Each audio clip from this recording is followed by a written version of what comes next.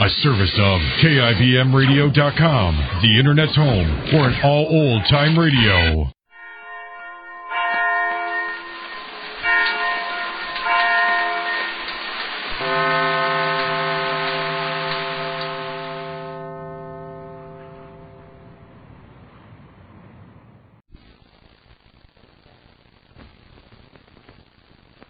For a wash that's deep clean, sparkling clean, use deep cleaning Oxidol. Oxidol is deep cleaning.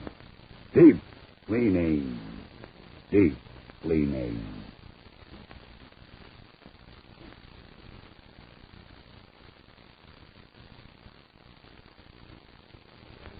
Oxidol's own Ma Perkins.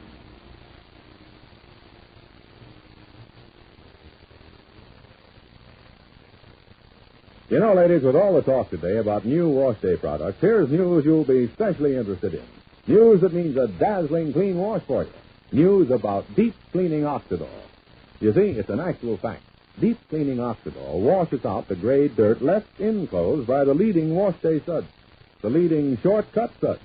And this is a fact that was proved to women in an amazing washing demonstration. And one of the women present at this demonstration was Mrs. Donald Smith of Elmwood, Ohio. And here's what Mrs. Smith saw. In this washing demonstration, they used my clean clothes. At least I thought they were clean because I had just washed them with a leading sud the way you're told to. Then they washed those clothes over again, this time with deep cleaning Oxidol. You should have seen the dirty wash water come out of those clothes I thought were clean. The dirty wash water showed me Oxidol really can get out the gray dirt left in clothes by those leading shortcut studs. Thanks, Mrs. Smith. And ladies, here's something we'd like you to do. Next wash day, use deep cleaning Oxidol and see for yourself how much dirt Oxidol can get out of your clothes. And then, most important of all, look at the clothes themselves. When you use deep cleaning Oxidol, your clothes look white and bright. Your clothes feel soft and fluffy. Your clothes smell sweet, too. Yes, your clothes look clean, feel clean, smell clean, because they are clean with deep cleaning Oxidol. Yet, deep cleaning Oxidol is truly safe. Deep clean clothes stay brighter, new-looking longer. So don't wash clothes with suds that leave dirt in. Get clothes deep clean, sparkling clean with deep cleaning Oxidol. Oxidol is deep cleaning. Deep cleaning. Deep cleaning. Ask your dealer for Oxidol today.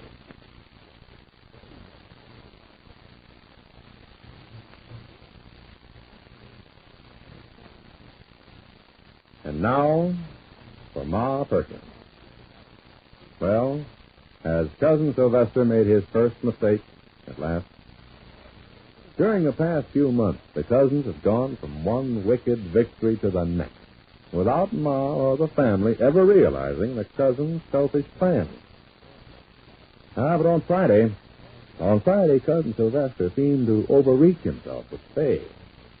They were out at the country club dance, and Sylvester made certain advances to Faye which were far from welcome. But let's hear for ourselves. Only a moment has passed now. It's still that same night. Faye has just run into the main room of the country club. Listen. Gladys. Oh, Gladys, honey. Why, Faye, I didn't know you were here tonight. Well, hi. I want you to meet my friend. This is Mr. Green. Gladys, I'm in a terrible hurry. Will you excuse me for barging in like this? But Sylvester, Gladys, can you take me home? I do want to meet your friend, but right now, here he comes. Gladys, will you stall him off? I'll meet you in the powder room. I get it. A little trouble with the bully boy, Your dear cousin Sylvester. Sam, say, let me handle this. Just tell him I have a headache. Oh, tell him anything, but you are taking me home. Something I can do, Gladys? You just excuse me for 1 minute, Jimmy. You just sit right there and leave this to me. This is going to be a pleasure. Looking for somebody, Sylvester, dear? Huh?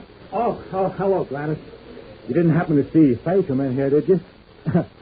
I seem to have misplaced my girl. Step in this direction, if you please, Sylvester. I have news for you. Huh?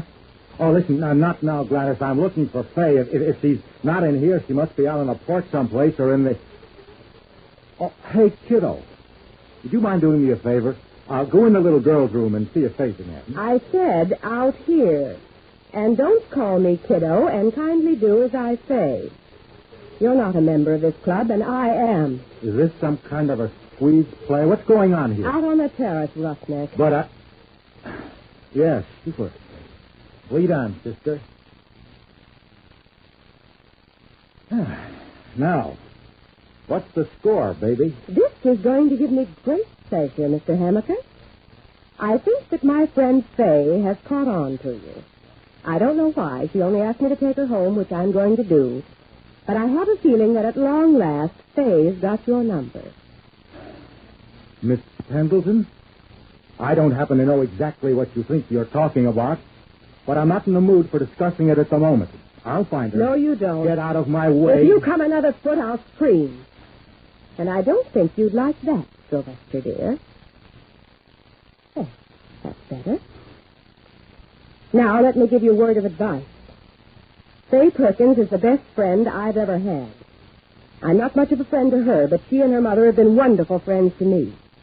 While I certainly admire your taste in picking your cap for my friend Fay, I can't say the same for her. I never did tell Fay what you tried to get away with that night at my house. I didn't want to hurt her feelings. I didn't even give you the good slap you deserve.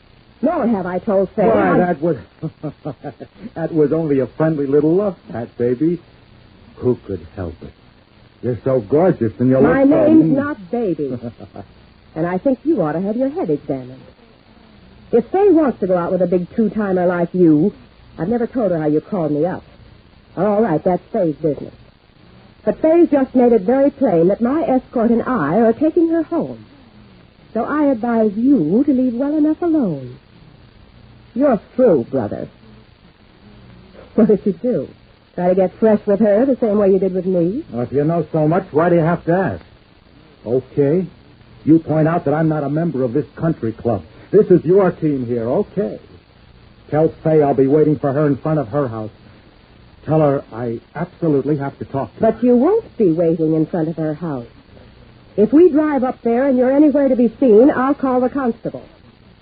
If you have any doubts as to what'll happen to you, Sylvester, you just ask around this town who the Pendletons are.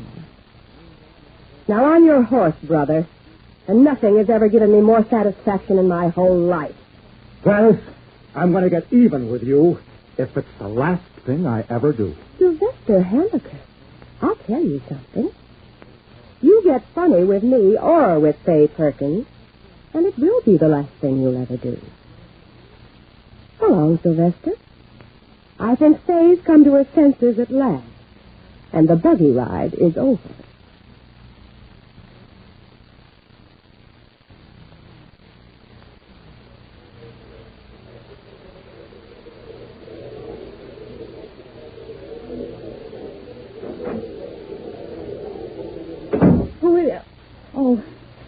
Did you see him, Gladys? You know, I'm so pleased. I have such a nasty nature, but I never get a chance to use it. Now I was just so darn nasty. Oh, thank you, Fay. Tell me what happened. I've been wondering. He just turned on me out of the clear sky. Hand-to-hand combat? Yeah, something like that. He must have gone crazy. I've been seeing him for weeks, and he's never acted like that. All of a sudden, he wasn't Sylvester anymore. Hey, do you really and truly believe that your cousin Sylvester is otherwise? Otherwise? Oh, Gladys. Look, you don't have to take me home. I can get a cab. If you and your friend will just walk me to the door. My innocent child, listen. In case you don't know it, the cousin Sylvester you suddenly met out in the dark tonight is the real Sylvester Hammaker. He's a grabber. He's a wolf. He's wrong from top to toe. He's strictly a goon. If he never made a grab for you until tonight, it's because he's been playing some kind of waiting game. But I tell you this to your face, Fay. I have proof. We needn't go into that. He's a very bad character. But Gladys, he's our cousin.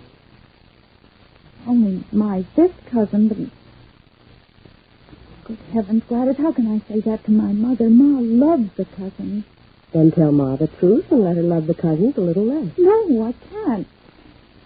Ma's had too much trouble lately. Ever since the cousins came to town, we've had nothing but trouble. Gladys, Ma loves the cousins. She loves them. And do you love Cousin Sylvester? I never want to see him again as long as I live. Oh, golly, what am I going to say to Ma?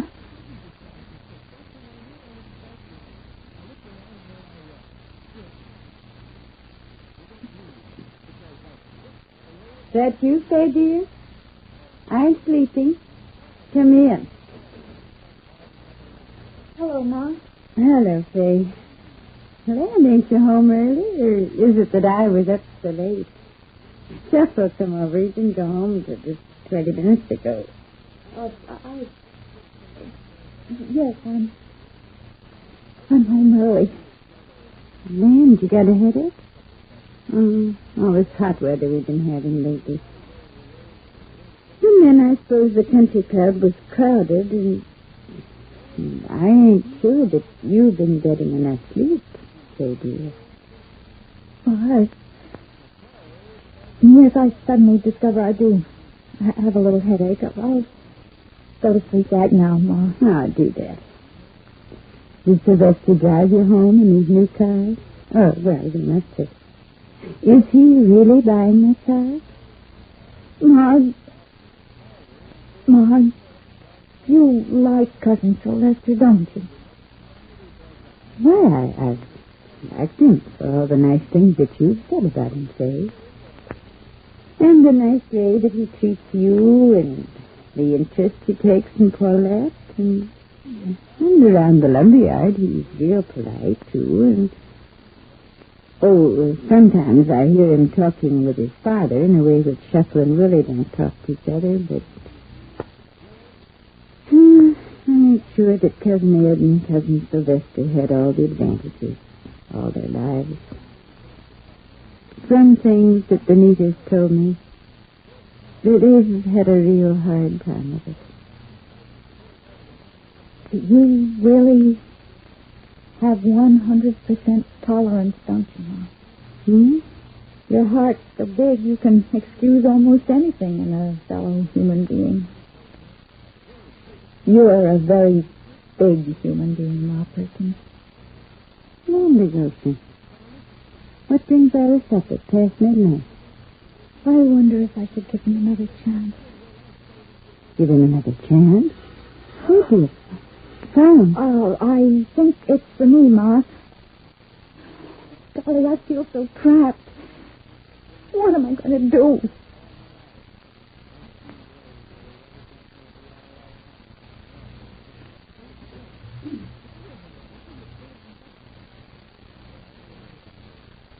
Ladies, prepare yourself for the surprise of your life the first time you wash your clothes with deep cleaning Oxidol. For deep cleaning means Oxidol reaches deep down into fabrics and washes out grimy dirt, gets clothes sparkling clean. You can see clothes washed with Oxidol are dazzling white and bright. You can feel clothes are soft and fluffy. You can smell clothes are sweet and fresh. Yes, clothes look clean, feel clean, smell clean, because they are clean with deep cleaning Oxidol. So for a wash that's deep clean, sparkling clean, get deep cleaning Oxidol at your dealers now in the same familiar Oxidol package.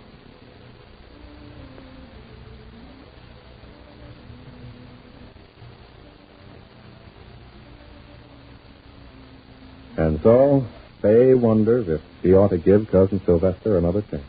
We ourselves want to cry out no.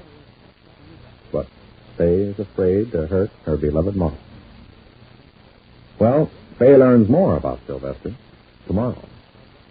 But now this is Charlie Warren inviting you to listen again tomorrow, same time, same station, to Oxidol's own Ma Perkins, presented by the Procter & Gamble Company.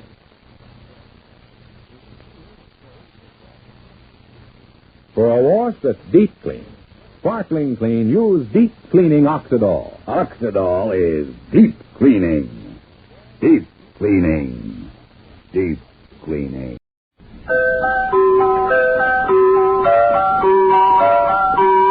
That's Pepsi-Cola, P-E-P-S-I. That's your smartest cola buy.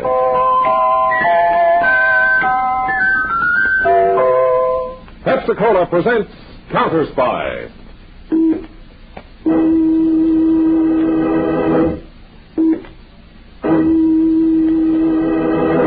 Washington calling David Harding, Counterspy. Washington calling David Harding, Counterspy. Harding, Counterspy. Calling Washington.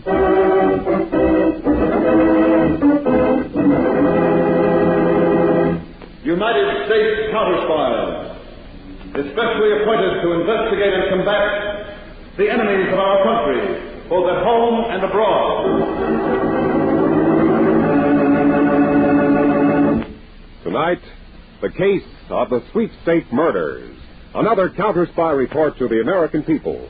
Brought to you each Tuesday and Thursday by Pepsi-Cola. Pepsi-Cola hits the spot, 2 full glasses, that's a lot. That's right, you heard what they said.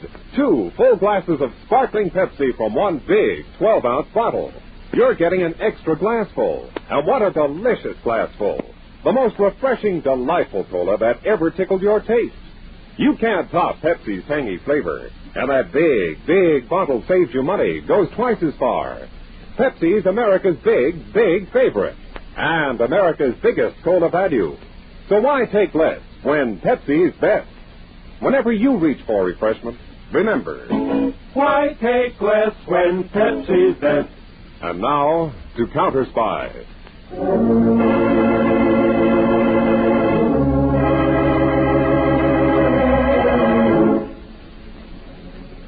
It was a moonless night in the small southern town of Gulfport, near the Mexican border.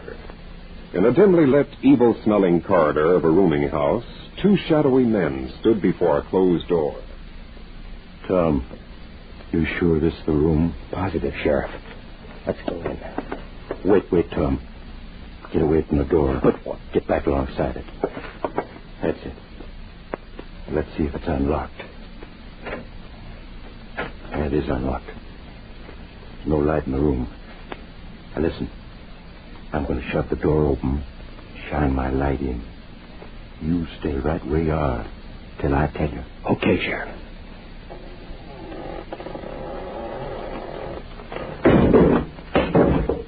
What the... Come on, Tom. What is it? Look. There on the floor. What? It's Frenchie. What's left of him? His chest. Look at his chest. What? I don't know what did it. I never seen anything like this.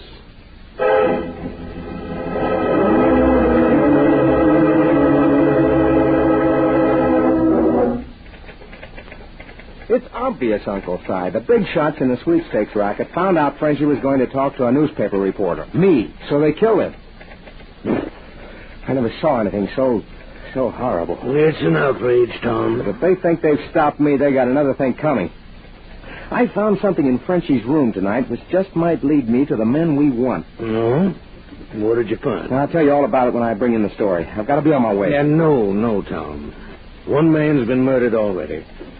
I don't want anything to happen to you. Oh, now, look, Uncle Si, this is a terrific story. Thousands and thousands of Americans are buying tickets on what's supposed to be an official Mexican sweepstakes. But the Mexican government says it doesn't know anything about it. Yes, I know. And tonight the racketeers proved they're murderers, too. Is the Gulfport Gazette going to laugh that off? That's not the point, Tom. I can't let my own nephew risk his life. Your nephew has to take the same chance as any other reporter would take. Mm-hmm. See you later, Uncle Si.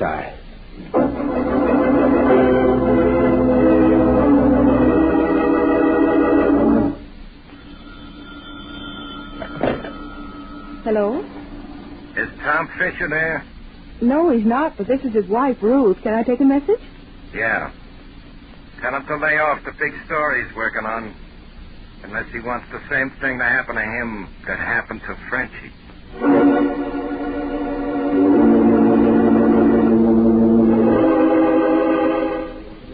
Tom, that man on the phone frightens me. Darling, please drop the story you're working on. Drop the biggest story that ever came my way? Don't be silly, Ruth. But I don't want anything to happen to you. Nothing's going to happen to me. Now, where? Oh, here it is. What's that? Oh, something I picked up in Frenchie's room. Looks like a poker chip. Uh-huh. Well, I've got to get moving.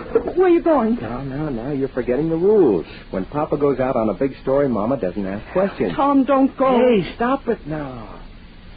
Relax. I'll be back soon.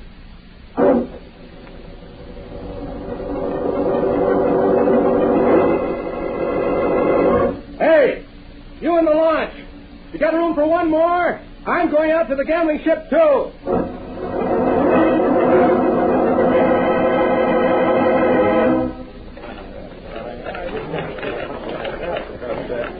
Number 22, Jack Indian. Number 22. Take your best,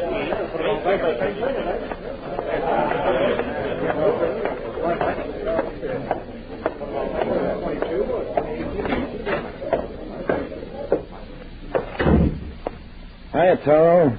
Yes, Monk. Big spending crowd aboard tonight, Toro. Here's the take from the wheel so far.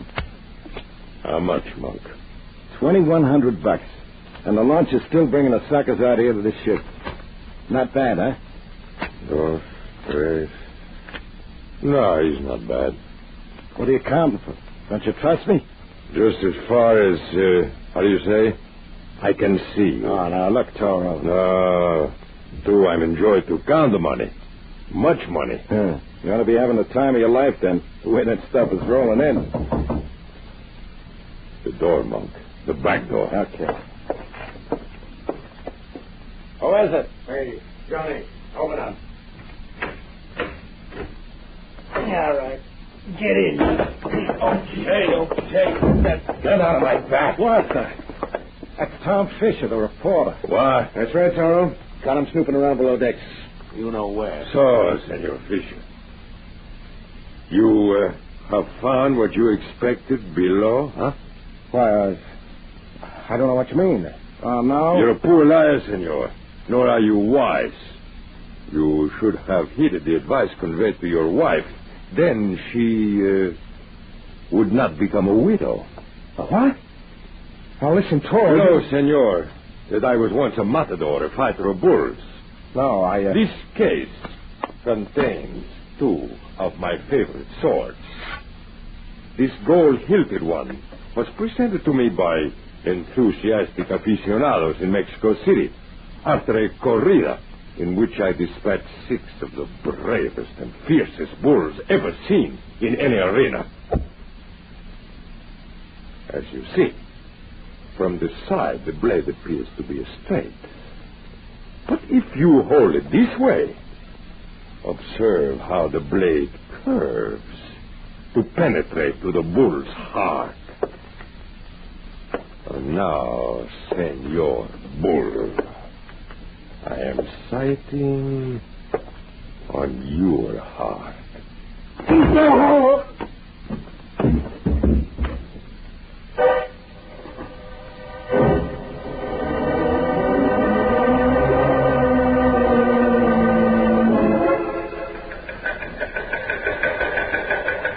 Counterspy Field Office, Charleston, South Carolina, to David Harding, Washington.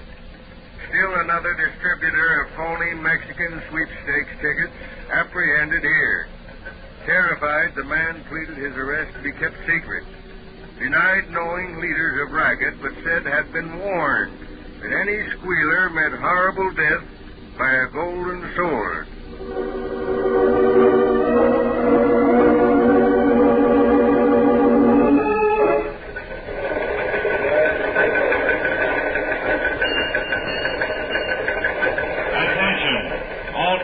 Statistical Department personnel. This is David Harding.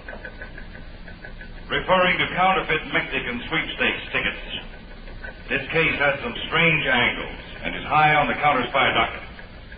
We've had an official request for help from the Mexican government. Further, thousands of Americans are being swindled. Now, all murders of last 3 months are to be reclassified as to method of homicide. The counterfeit tickets themselves on hand here are to be given to my assistant, Harry Peters, for laboratory analysis.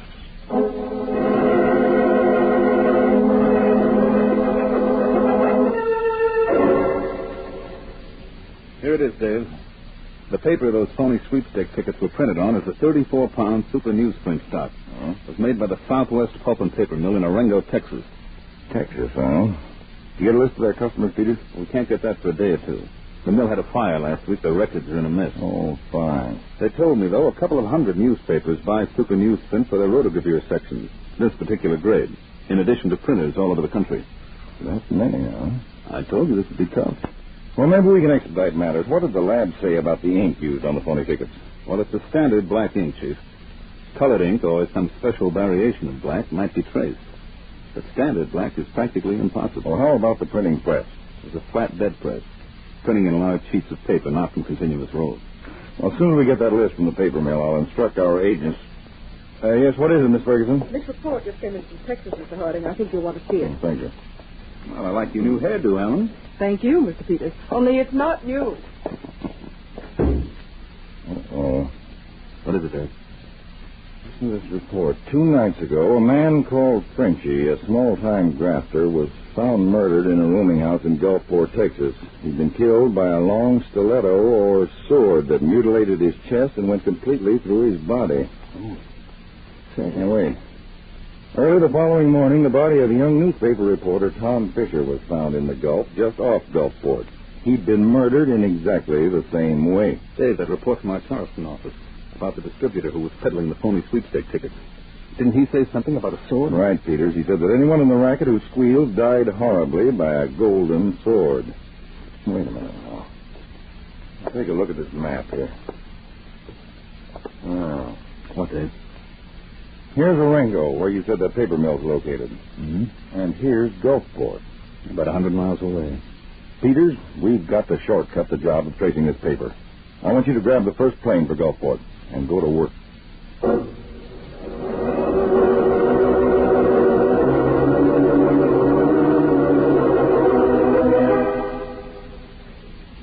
Now, Mrs. Fisher, try to recall. Did your husband tell you where he was going that night? The last time you saw him? I asked him, but he wouldn't tell me, Mr. Peters. I begged him not to go. Now try to pull yourself together. Come on now. I'm sorry. That's it. Now, Tom's editor, his uncle, said Tom didn't have any real clue to the men behind the phony sweepstakes racket. Did Tom tell you anything that he didn't tell his uncle? No. Tom said he just looked around the room of that poor man who'd been murdered. Frenchy, yes. Now, try to remember, Mrs. Fisher, this is very important. Tom may have said something which we might use as a clue, some little thing. But he didn't. We had a rule. There was something. Yes? A poker chip. A golden poker chip. A poker chip? Only this one was gold, and it had the picture of a bull on it. Tom said he found it in Frenchy's room. Well, ordinary poker chips aren't usually gold. They're white, red, or blue. But they do have gold chips, the high-priced ones, in gambling houses. Are there any gambling houses in Gulfport, you know? Not in town, but there's a ship out in the Gulf, a converted yacht, where people go to dine and dance and gamble. El Toro, it's called. It's very popular. El Toro. Toro means bull in Spanish, and there was a picture of a bull on the chip your husband had. Oh. Mr. Peters, do you think that's where Tom went that night? It could be. That's where I'm going now. I'll go with you. No, Mrs. Fisher. This might be dangerous. I don't care. I want to find the man who killed my husband. Mrs. Fisher, that's my job. You stay here, and I'll keep in touch with you. I'll see you later.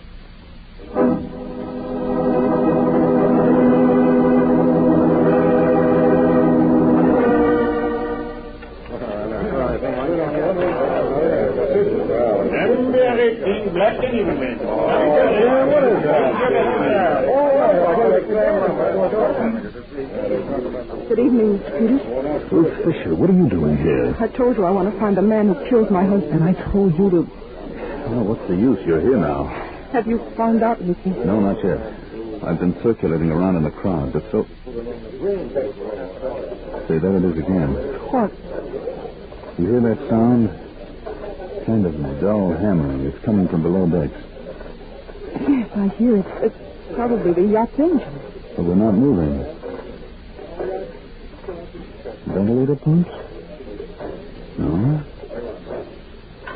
Sounds more like... What? There's too much noise in here. Come out on deck where we can hear better. Yes. Pardon? Oh, I'm sorry. I'm sorry. Excuse me. I'm sorry. Yeah.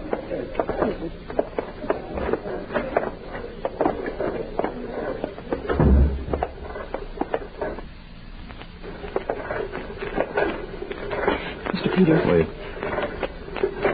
Yes, by George, I think I know what that sound is. What? A printing press. A printing press out here on the boat? I'm sure it is.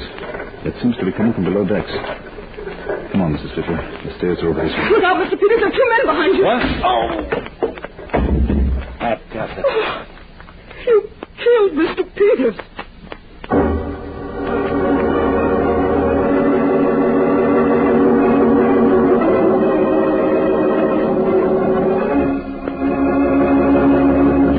In just a moment, we'll return to Counterspy, brought to you by Pepsi-Cola. Pepsi-Cola, it's a spot. 2 full glasses, that's a lot. Lots more value, lots more zest. Why take less when Pepsi's best? More and more, among fellows and girls, among mothers and dads, you hear that sane and sensible question, why take less when Pepsi is best? No budget, no allowance ever had a better friend than tangy, sparkling Pepsi-Cola. Because one big 12-ounce Pepsi bottle gives you 2 delicious drinks. That's twice as much tangy taste, twice as much delicious Pepsi to go just twice as far. That's why more and more families say, why take less when Pepsi's best? Yes, families like yours and mine, families all over America, they're all saying, why take less when Pepsi is best? Pepsi-Cola, hits the spot. Tastes terrific when you're hot. More and better than the rest. Why take less when Pepsi's best? Today, tomorrow, always. Get America's biggest cola value. Take home a carton of 6 big Pepsi bottles. Insist on Pepsi at the store. And say Pepsi at the fountain. Say Pepsi at the stand. Say Pepsi. Whenever you reach for refreshment, remember, why take less when Pepsi's best? And now, back to Counterspy and David Harding in Washington.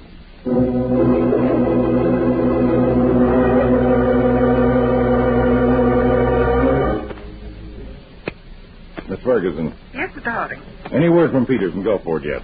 Not a thing. I'm worried, Mr. Harding. So am I. I'm flying down to Gulfport. I was hoping you'd say that. Call the airport. Tell them to get a plane ready. Then call Mert Kennedy at the field office in Dallas. Tell him to meet me in Gulfport. I'm leaving at once.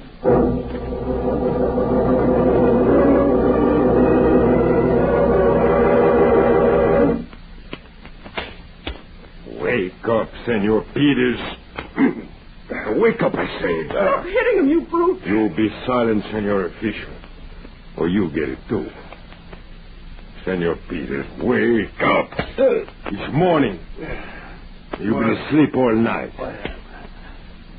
Johnny sure gave him an awful track on the noggin, Toro. Yeah, but he's not dead yet.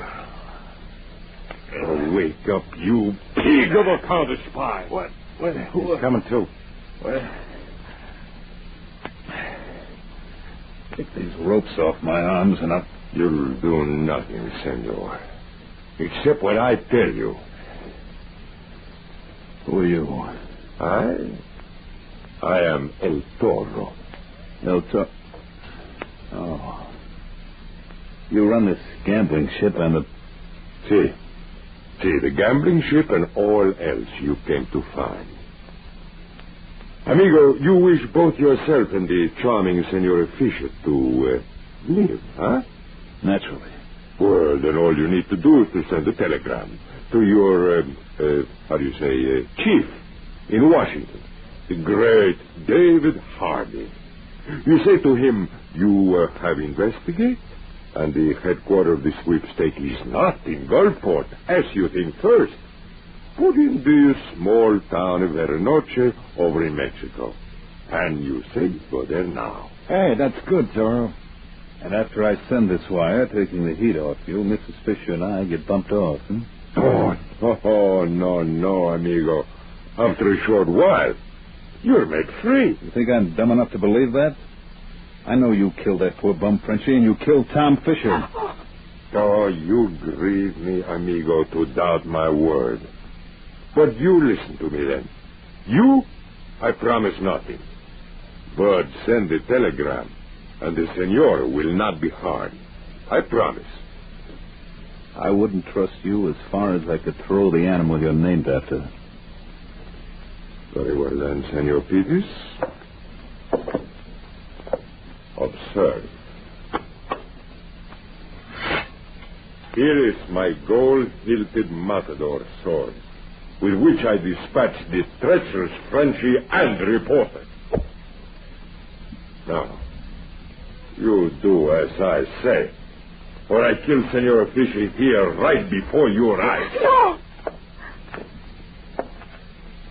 Well, what do you say, Senor? Okay, I'll send the wire. Now you're talking. Bueno. There's a telegraph pad here on my desk and pen and ink. Now write. All right. Untie my hands. Now that is simple. With this sword.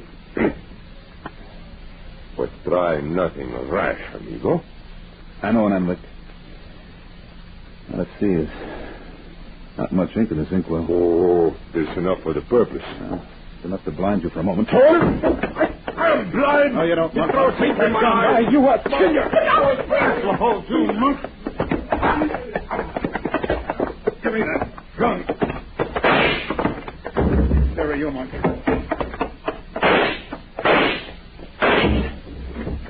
Bad luck. Toro got away.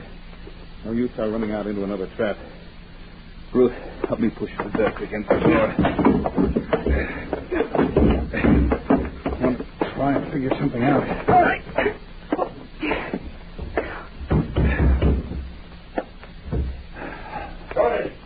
Mark, all of you. Hunt me! Here they come. I'll be able to hold them off with Monk's gun for a while. But there's only one bullet left in it.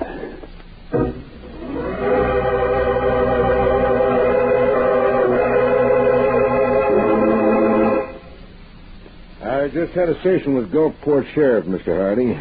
2 fellas killed, Frenchie and Tom Fisher. 2 folks disappear, Peters and Mrs. Fisher. But the sheriff is plumb out of ideas. Well, we'll have to find Peters and Mrs. Fisher without him then, Kennedy. Did you see the newspaper editor? Cyrus Manning, yes. He's young Fisher's uncle, and he's afraid of something. And I have an idea, but I can't do anything about it until I hear. Maybe that's the call I want now. Hardy speaking. Oh, yes, Mr. King. Have you got the shipping figure? Good, let's have it. 44.67 tons. Thanks very much. No, that's all I need right now. Thanks again. Goodbye. My hunch was right, Kennedy. Now, I've got a plan, but I'll need your help. Now, I'm going back to see Cyrus Manning, editor of the Gulfport Gazette.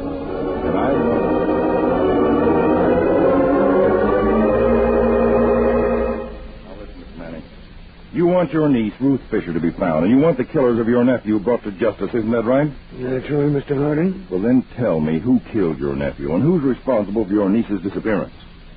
I don't know. You're afraid to talk. You're afraid you'll be killed, too, by the golden sword. That's not true. But, Mr. Manning, the men you're protecting can't afford to let you live. You know too much. Your only chance to save your life is to confide in me. Those fellows may be planning to murder you at this very moment. Look out, Mr. Manning. Down on the floor. Good heavens. Somebody shot at you from the window. Come back here. Too bad, Mr. Manning. He got away. Mr. Manning, you all right? Yes. I think so. Good See, heavens. I told you. You were in great danger. Use your head, man. Talk before it's too late.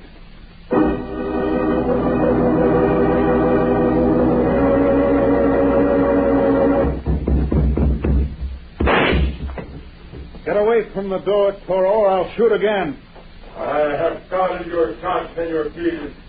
You don't have no bullets left. Now, come on, amigos. We break down the door. Now, together. Is he right, Mr. Peters? Are all the bullets really gone? Yes, Ruth. I tried to bluff him, and he called my bluff. Oh, dear. Mr. Peters, the door is cracking. I'm afraid it won't be long now.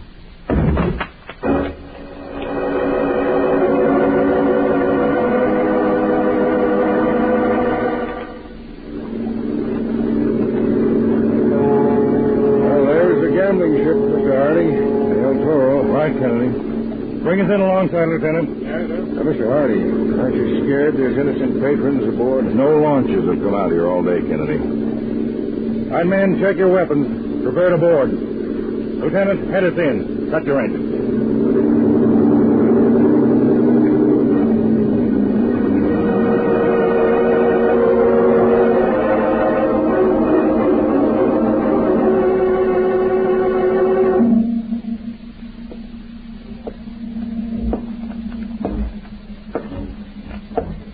Nobody inside, Mr. Harding, and the deck's empty. I don't like it, Kennedy. I sent 6 men down the port side. You want us to go up on this side? Now, let's go. That's the trap. Hit the deck, men! Return that fire!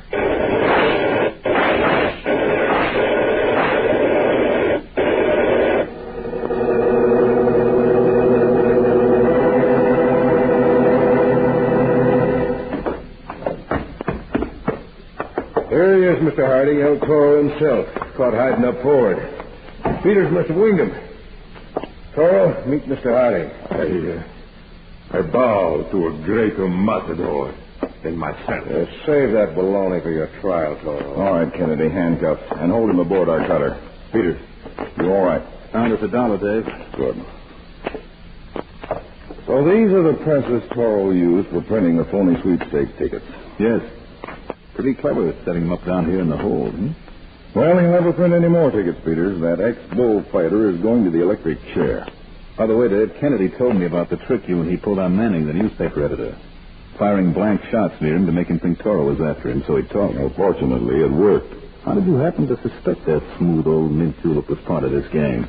When the Southwest Paper Mill reported that the Gulfport Gazette bought super newsprint from them, I checked their shipping records against Manning's daily inventory. The inventory was short, which made me suspect that Manning was diverting paper to Toro for his sweepstake tickets. Well, it was all a well-concealed connection, Dave.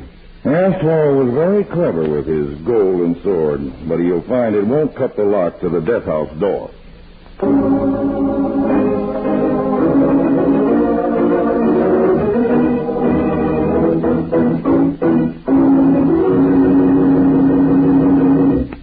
When your friends drop in, be generous, but be thrifty, too. Serve plenty of delicious Pepsi-Cola.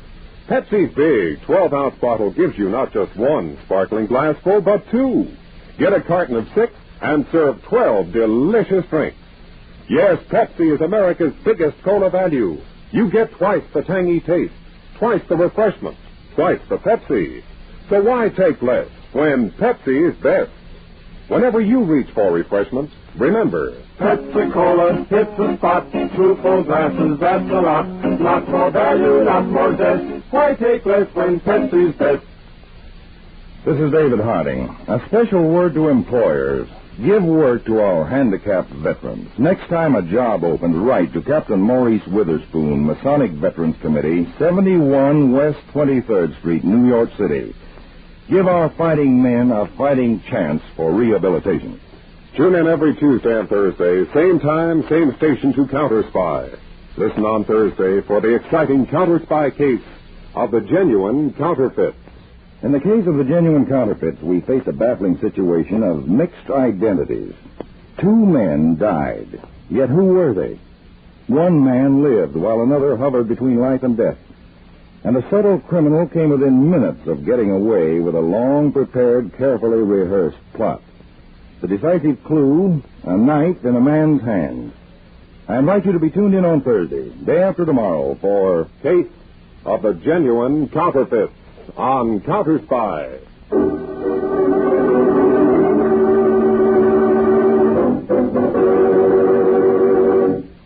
Tonight's Counterspy program originated in New York, was directed by Leonard L. Bass, and featured Don McLaughlin and Mandel Kramer, with music by Jesse Crawford.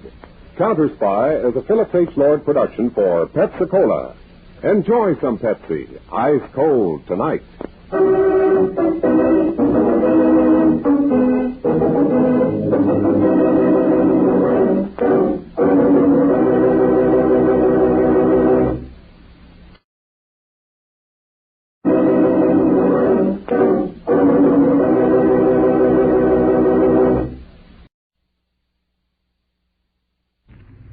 was a hunt through a jungle of city streets, with danger waiting at every intersection, until halfway through when the hunters became the hunted, and death brought an end to the game. From the pen of Raymond Chandler, outstanding author of crime fiction, comes its most famous character as CBS presents The Adventures of Philip Marlowe.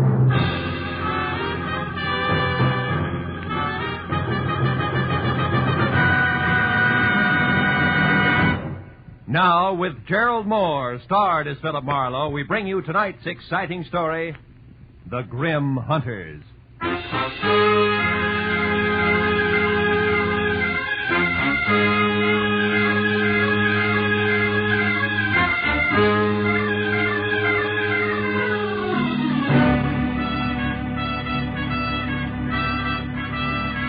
The morning paper had headlined prices rising. My bank statement in the afternoon mail had warned balance falling, and I had wasted the evening on behalf of a client who ran out on me when I tried to collect. All of which added up to the end of the day and me unhappy in my office at 10 p.m., with one hand on my checkbook and the other one raised in almost solemn oath. I, Philip Marlowe, private detective and too often public servant, hereby resolve to one way or another jockey my budget into something close to equilibrium. And from this day for... Hello. Marlowe speaking. My name is Helen Palmer, Marlowe. I need your help badly. Yeah, but look, I'm up at 8700 Magnolia Terrace in the Hollywood Hills. Now, please, drop whatever you're doing and... No.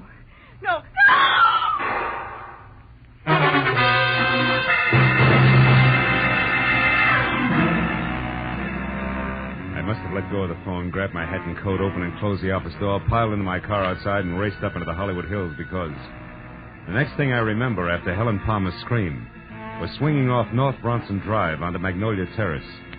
But a minute later, when I screeched to a stop away from number 8700, scrambled out from under the wheel and started on the run for the front door, I was no longer sure of anything.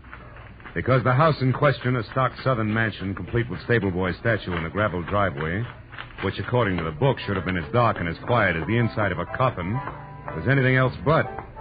And when I got to the oversized bronze door knocker and dropped it hard, I was beginning to doubt that I had the right address. Can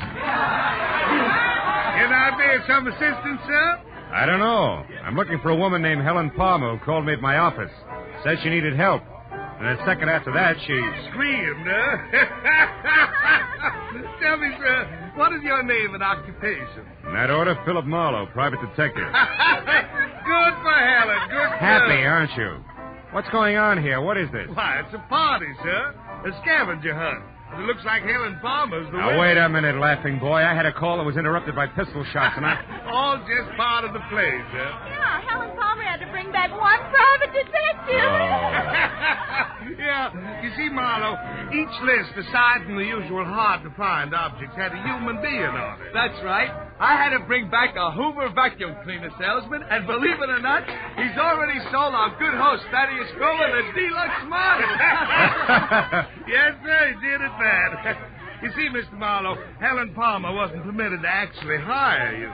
That's why she had to pretend to be in trouble. with the net result that I nearly broke my neck getting up here.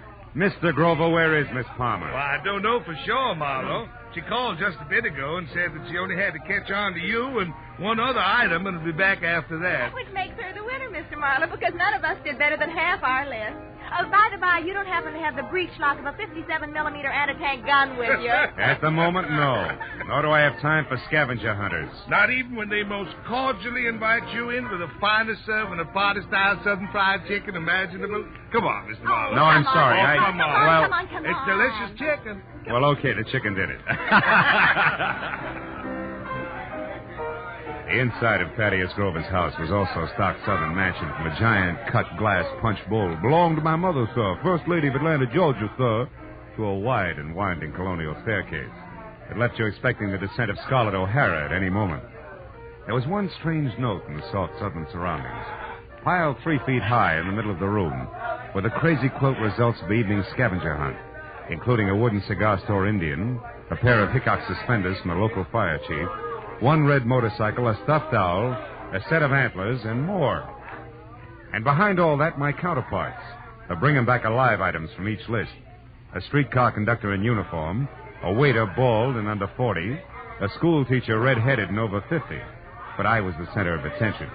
But Thaddeus introduced one after another of the guests to the genuine, 100% non-shrinkable private detective. And now, Mr. Marlowe, sir, a very special friend of mine.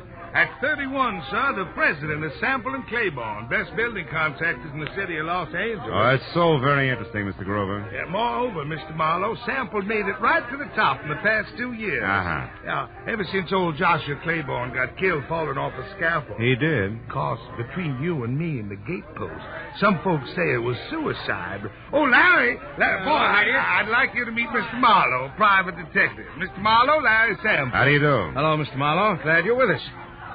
Thaddeus, has Rhonda called in yet? Last time I heard from her was when we split our list in two, and she headed out after a Latin American rumba team. Well, if she went after a boss, she'll bring her back. That's Rhonda Langley we're speaking of, Mr. Marlowe, Larry's lady friend. Oh? Nicest person I know. Except, of course, my fiancée, Helen. Helen is in Palma, my patron, Mr. Grover. Yes, sir, one and the same, sir. Well, we certainly have a lot of fun, even if we don't make much money, huh, Marlowe? Yeah, you certainly... Mr. Grover, did you say money? Most surely did, boy. You know, dollars and cents. Yes. Well, gentlemen, you'll excuse me, please, but I do have to run. Good night, Mr. Sample. And Mr. Grover, sir, it's been a distinct pleasure, sir. I bid you goodbye, sir. Goodbye, sir. You're a card.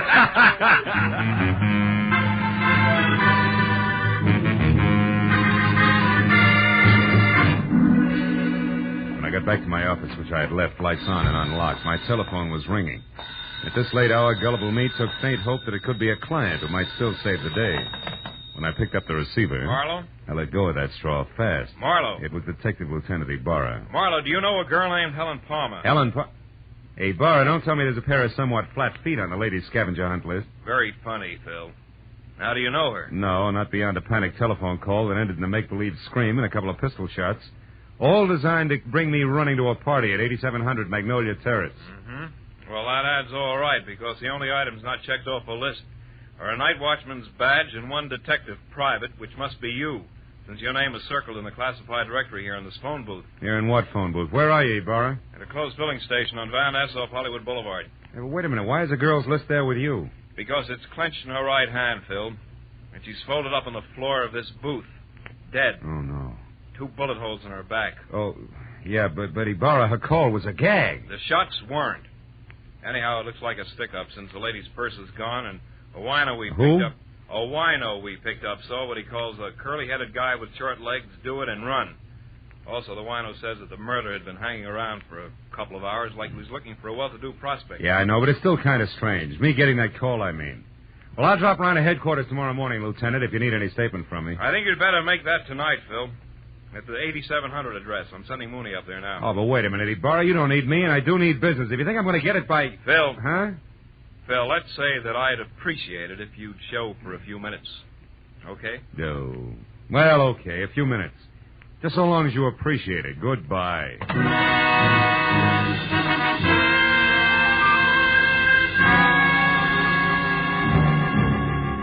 Driving back to Magnolia Terrace, I used Detective Lieutenant Ibarra as an oversized whipping boy for the day's disappointments. So when I finally braked to a stop behind a half-parked squad car, which meant that Police Officer Mooney was already on hand, I was about back to normal. But then in the next quick moment, I forgot all about Ibarra because in the shadows ahead, sneaking away from a side entrance to number 8700, looking as guilty as Lucretia Borgia leaving a corner pharmacy, was a young lady, brunette and beautiful. She hurried directly to a gray Nash parked in the rear and, without looking back, climbed in and took off. Following her had to be more fun than conversation with Mooney.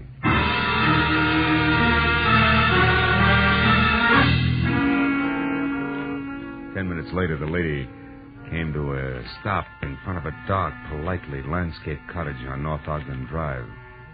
In another 2, she was inside and the light was on. When I got to the front door and leaned against the bell, a card over it said that this could be one Rhonda Langley, Mr. Larry Sample's girlfriend. But that same card also gave another name, Helen Palmer, the lady dead booth. I rang again. When the door opened, it was the brunette, still beautiful. Only this time something had been added. In her right hand, a .45, ugly and pointed straight at my head. What do you want? One straight answer, Miss Langley. Why did you run away from 8700 Magnolia Terrace? And a cop with routine questions. Wait a minute. Who are you? How do you know my name? I'm a private detective labeled Philip Marlowe. Item number 8 on the late Miss Palmer's list. And I know about you because I've already been to Thaddeus Grover's party. Now, after you put this gun away, we'll get back to my question. Why'd you run? Come on, talk, lady, now before I yell copper. Well, all right. Come in. Thanks. Mr. Marlowe, I don't think Helen Palmer's murder was any run-of-the-mill robbery. You don't think what? I stayed just long enough to hear the policeman say Helen had been killed. Oh. When I got to your welcome mat, I was greeted with a .45. Talk some more, Miss Langley. Real plain Well, like, all right, huh? give me half a chance, will you? I didn't say anything to the police about this because I don't want to do any damage before I'm sure about a few things. Like what? Like the kind of a mess that Helen was in. Mr. Marlowe, I need help. I've got to know some facts. Please, will you work for me? I'll pay you anything. Well, at this point, let's call anything 25 a day in expenses, huh? What about Helen and the mess you spoke of? How much do you know? Very little. Only that I think Helen was blackmailing somebody. Somebody who was at the party tonight. Like Grover, your boyfriend Larry Sample? I don't know. Oh, you've got to believe me, Mr. Marlowe. Well, all right. For the time being, I will. Now, first of all, how'd you latch onto this blackmail? But yesterday morning, I accidentally overheard Helen talking to someone on the telephone. She spoke of a payoff that was to be made at Thaddeus's party. I don't know who she was talking to, but she warned the person not to try anything rash. As in murder? She didn't say. But she did say that she'd already airmailed a letter to her lawyers in San Francisco that would protect her from any harm. And she laughed about the scheduled scavenger hunt and hung up. Mm-hmm. You said nothing to her about this, huh? Oh, no, I was afraid... All right, the letter to San Francisco. Did you see her mail it? Well, I mailed it myself earlier in the day, along with one of my own. Mm-hmm. I didn't think about it until after her call, when she pointedly asked me if I'd remembered to mail a letter. My letter, that is, which she knew that I'd written to an aunt I have in Passaic, New Jersey. Well? Well, that's the whole story. If you want me, I'll be over at Thaddeus's place. Thaddeus? Yes, he was in love with Helen. Yeah. Maybe she was returning that love with blackmail. What do you think, Rhonda? I don't know. The thinking is now your job, Mr. Marlowe. When I left Rhonda Langley and started back to my car as a bona fide private detective with client, I wasn't sure whether or not I was happy about the whole thing. A second later, at the sight of a man in the dark ahead, half crouched behind a tree, I quit deliberating the point and got ready for trouble because, from what I could see, the gentleman in hiding had both the curly hair and very short legs that Ibarra had mentioned as a sign of Helen Palmer's killer. I kept walking straight until I was abreast the tree, then I pivoted sharply, took one step toward him, and swung! Come on, brother. Why, you dirty... We haven't got the time. They believe me. Enough, fella. Enough. Will you leave me alone? Sure I will. After you start talking. Now, get up. Okay, don't hit me again. I'll talk. I'll tell you everything. Hey, look there. No, don't! Oh, that lousy note.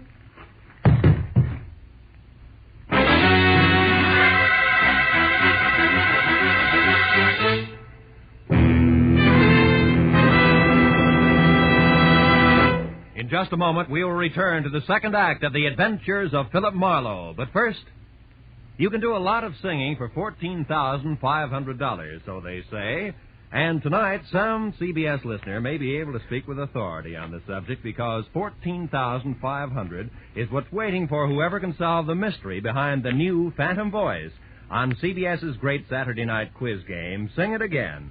Listeners from coast to coast will be quizzed by telephone about the new Phantom's identity. And they'll also be given a chance to win one of the other famous prizes for solving the riddle songs which feature Sing It Again's hour of Saturday night fun.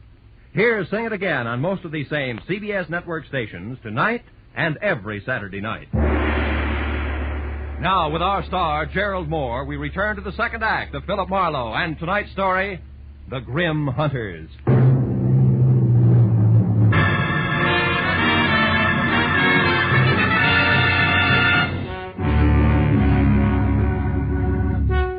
The shots crashed out of the darkness. The light ran out of the little man like air from a kid's balloon. I couldn't figure exactly where the shots had come from, and I stopped trying when a pair of spiked heels clicked fast across the concrete driveway between me and the house. Then a motor started, and a second later a car roared by with Rhonda Langley at the wheel. I yelled at her to stop as she went by, and ran out in the street after her and yelled again at the retreating car. But she ignored me. When another car came around the curve behind me, I tried to flag it down, but the driver didn't even slow up. So I just stood there while the two cars twisted out of sight down the winding street. leaving nothing but silence and a lot of unanswered questions hanging in midair. I walked back to the corpse, went over it carefully. But there was no identification, nothing but a gun to indicate how he fitted into the screwy mosaic of murder, scavenging, and blackmail. I went inside to call Ibarra, and 5 minutes of tracers, relays, and busy signals went by before I finally got through to him with my news about Helen Palmer's killer. What? Where are you, Marlowe? In a house on Ogden Drive, 4310 North. Was shared by Helen Palmer and my new client, Rhonda Langley. Uh-huh. Did she kill my suspect, Marlowe? Could be. She left here in a big hurry. Another thing, Ibarra, there's more behind this business than robbery. Like what? Like blackmail. Maybe so. We just found the Palmer's girl handbag in a trash can. Nothing left but a lipstick and 2 letters. Incidentally, one is addressed to your client, Rhonda Langley. That figures. They shared the house, so Helen happened to pick up the day's mail. What's the other letter? It was one returned for insufficient postage. They forgot that airmail is 6 cents these days. For return? Wait a minute. Is that letter addressed to a law firm in San Francisco? No, it's addressed to Sophie Kilberty. Sophie Kill who? Kilberty of Passaic, New Jersey. Why? Oh, Ibarra, listen. Helen was blackmailing somebody, and she covered herself by mailing a letter to her lawyers in San Francisco. Mm-hmm. If that letter was returned for insufficient postage and the blackmail victim knew it, he'd have no qualms about killing her, right? Sure, but the letters were in Helen's purse. Oh. Don't you think she'd have known her protection was gone? Phil, I'm going to put out a pickup call on your client. And you get on down here so we can go over this mess one step at a time. Where's here? Still at the gas station on Van Ness off Hollywood Boulevard. Okay, Ibarra. How long are you going to be there? Just until Thaddeus Grover shows up to identify the body and give me some answers personally about that scavenger hunt he threw tonight. What about this curly-headed corpse I've got here? Have you gone over him? Yeah. Nothing but a gun, some small bills on him. Then he'll keep. I'll expect you in a few minutes. Okay. So long, Ibarra. When I put down the phone, I was convinced that a big switch was due any minute because finding those letters in Helen Palmer's purse made a lot of sense in one direction and not a bit in another. I could have made more heads and tails by flipping a ball bearing than I got out of the facts Ibarra had given me. Just then, the shadow of a man slid up the walk. I heard a pair of feet mount the stairs, 2 at a time. It was the Wonder Boy executive I'd met at the party. Better hold it right there, Sample. What? Marlowe. Why the gun? So the same thing won't happen to me that happened to the dead little guy outside? Another murder? Marlowe, where's Rhonda? Is she all right? She left here as fast as an 8-cylinder motor wide open could move just after it happened. And it was Rhonda I saw. On my way over here, a speeding car almost crowded me off the road. It looked like Rhonda's, but I wasn't sure. And Marlowe, she was being chased by another car, a fast one. Chased, are you sure? Yes. The first car missed me by inches when it swung around a curve. I don't know yet how she made it. Then a second car came along and passed the curve, but it stopped, backed up, and then took the same road Rhonda had taken. You think she got away? I don't know. Well, come on outside, Sample. I want you to take a look at this. By the way, how long have you known Rhonda? About a year. Mm-hmm. She's a brilliant girl, Marlowe. Came out from the East, and I gave her a job as my secretary. She's more than that now, huh? I'm in love with her, if that's what you mean. Yeah. Oh, here it is. Well, Marlowe, I know this man. That's Nate Murdoch. He used to be a foreman with our firm. He left and went back to Atlanta right after Claiborne's death. Atlanta? Isn't your host Thaddeus Grover from Atlanta? Yes, he is. Oh, brother. When did you see Grover last? Well, the police asked him to go and identify Helen's body. He left the party while the officer was still questioning the rest of us. Yeah, and on the way he could have taken time off to drop by here, kill Murdoch, and make a try for Rhonda, too. Come on, let's get to the phone. But why, Marlowe? Good heavens, Grover's our friend. He and Helen were engaged to be married. All right, so it doesn't make sense. But his fiancée and his short friend from Atlanta are both dead. And Rhonda's burning the tires off a car to keep out of reach. Those are the facts. Will make sense later. I'll call Grover's place and hurry up. Yes. That's where she intended to go when she left here, to console him, no less. Scavenger hunt my Aunt Minnie. Hello? Hello, is Mr. Grover there? No? Well, has Miss Langley arrived yet? Oh, it's the maid, Marlowe. Mm-hmm. Rhonda, what's that? She's coming up the walk now? Hold the line a minute, please. She just got there, Marlowe. What'll I tell her? Tell her to leave again. Tell her... No. Where do you live? 4406 Ardmore. All right. Tell her I said for her to wait outside in the back of the house until you can get over there to pick her up. Take her to your place, and I'll pin Grover down. Right. Where are you going now? See Lieutenant Ibarra, and I can get there faster than I can call him on the phone. Good luck, Sample.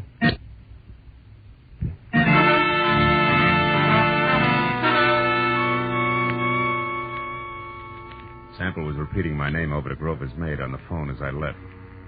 And a few minutes later, at the mobile gas station off Hollywood Boulevard, I found Ibarra looking sardonic in the blinking light from a flying red neon horse above his head as he flipped through a stack of papers on top of an oil drum. It's about time, Marlowe. Where's that client of yours? Now, wait a minute, Ibarra. I had her pegged all wrong. She's a pigeon. Has Thaddeus Grover been here yet? Just left. He's quite a character, that guy. You didn't let him get away alone? Yes, he was...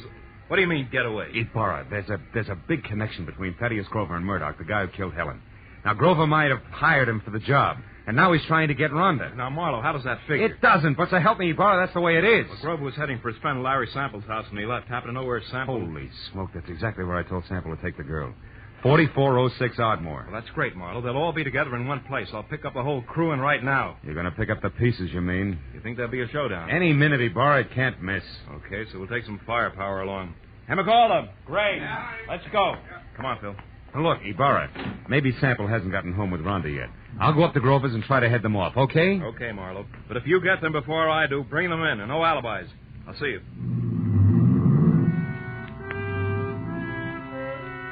Ibarra was grim as he climbed in his car and drove off fast. I headed for my car. Then, as I turned, my arm swept the scavenger list Ibarra had left on the oil drum off onto the ground. When I picked them up, Rhonda Langley's name was on top. Her list was as goony as the others, but near the bottom was an item strangely familiar to me, which hadn't been checked off. It was a canceled ticket from Woodhaven Ballroom. All at once, I realized why it was familiar. The sign I'd been half conscious of on top of the big squat building across the street read, Woodhaven Ballroom, closed tonight. On a hunch, I dug for Helen Palmer's list. Yeah, Ibarra was right. Everything but a night watchman's badge and one detective private had been checked off. And that gave me half of the switch I knew I had to show up. I ran to my car and headed for that southern mansion in the Hollywood Hills, the end of a very complicated frolic. And with every turn of the road, I gave myself another whack for being such a nearsighted sucker. When I got there, the big house on Magnolia Terrace was dark, except for a light in the servants' quarters. I stepped down the block, walked back, and edged around to the patio where the garage, the hothouse, and the king-size barbecue loomed only as shapeless lumps of shadow. I stood still and watched. Then I saw him move, walking slowly, gun in hand along the fence toward the hothouse. I started toward him quietly, just as he found out what he was looking for. Oh, you're clever, my dear. But it's all over now.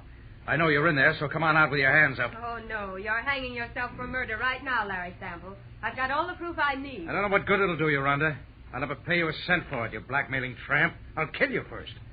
And that protection letter you wrote to your lawyers was returned, darling. I found it accidentally in Helen's purse tonight at the party. So no one will know.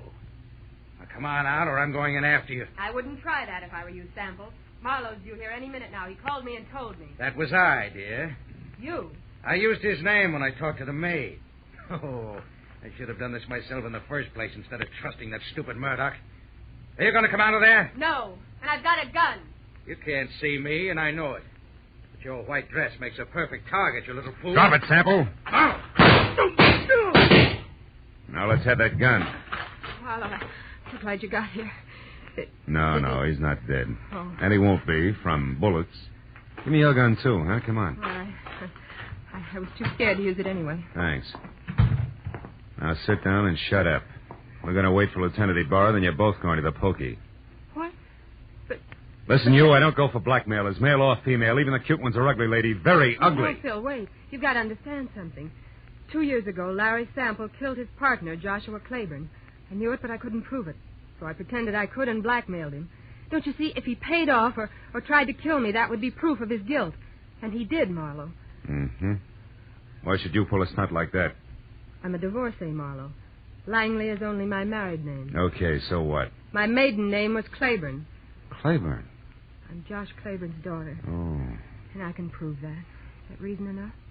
Well, why didn't you level with me instead of labeling Helen a blackmailer? Helen was already dead, and I needed your help desperately. I thought I had to lie to get it. Okay? Yeah. Okay, baby.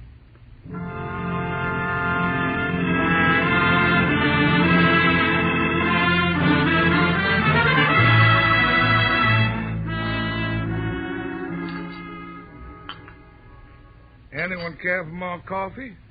How about you, Lieutenant? Oh, no thanks, Mr. Grover. Well, Marlowe, you got it all to come out even anyway. frankly, that's more than I expected, and I left you at that gas station. Yeah, we were lucky, Burra. I guess I owe you an apology, Mr. Grover. Oh, Chuck, that's all right, son. It was a shock to me to be accused of poor Helen's murder, but, well, it's over now. Yeah. You said it was the scavenger list that set you straight. How'd you figure that, boy? Well, there was a Woodhaven ballroom ticket on Rhonda's list, so she had to go there for the ticket, you see. Now, Sample knew that. And he told his killer, Murdoch, who incidentally he hired to murder Claiborne 2 years ago, that the girl who went to the Woodhaven ballroom was his target. But Helen happened to go there after the night watchman's badge. Which he could have picked up any place in town. Yeah. What a terrible coincidence for Helen. Yet that was all that saved my life, really. That's right, honey. Murdoch made the mistake, and when he and Sample discovered it, they made another try at Rhonda's house. But I caught Murdoch there, so Sample shot him before he could talk. And when I left, he followed me in his car. I knew they were after me, and I thought for sure they'd killed you, Phil. That's why I ran. Yeah, that threw me for a loop. Then Sample came back to make sure that Murdoch was dead and sold me a great big bill of goods at the same time. Oh, it's a terrible, terrible thing. Yes, Mr. Grover, it is. Lieutenant, I want to thank you personally for your participation. Thank you very much. Well, I've got everything I need, so I'll say good night. Yeah, me too. Oh, Phil? Yeah? Shall I mail you a check? Why, yes, I think... No. Wait a minute. Yes? You know, honey, with your knowledge of postal rates, why don't you just deliver it in person, maybe? Huh? Love to. Count on it, Mr. Marlowe. Good night.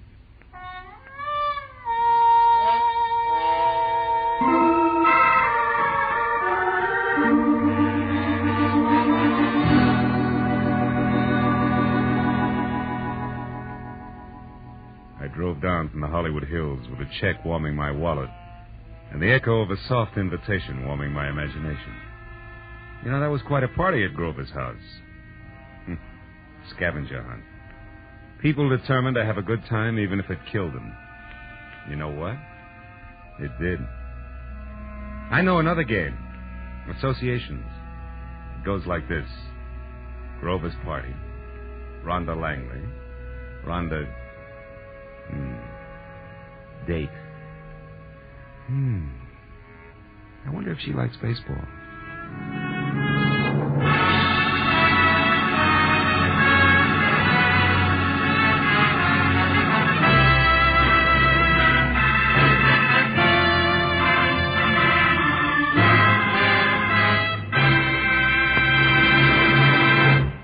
The Adventures of Philip Marlowe, created by Raymond Chandler, star Gerald Moore, and are produced and directed by Norman McDonald.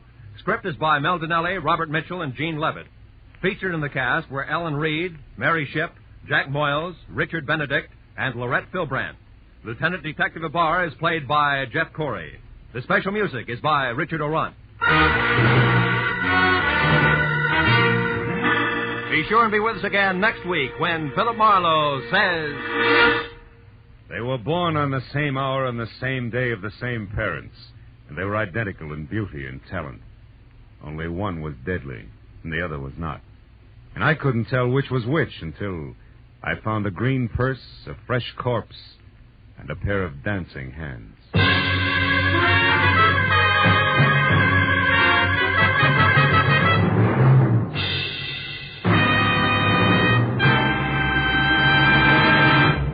If you happened to miss Jack Benny's hilarious show last week featuring the Ronald Colemans, you missed the laugh treat of the year.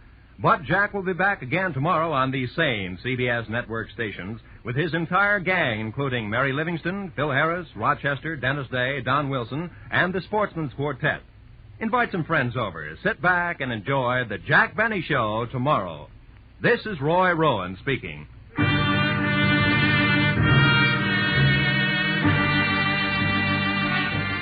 This is CBS, where 99 million people gather every week, the Columbia Broadcasting System.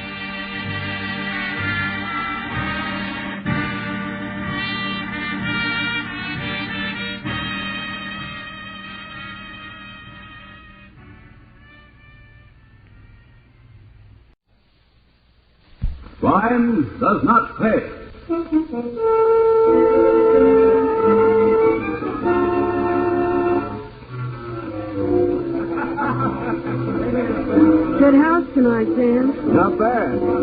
at all. The house or Dropper's Dame? Hell, of course.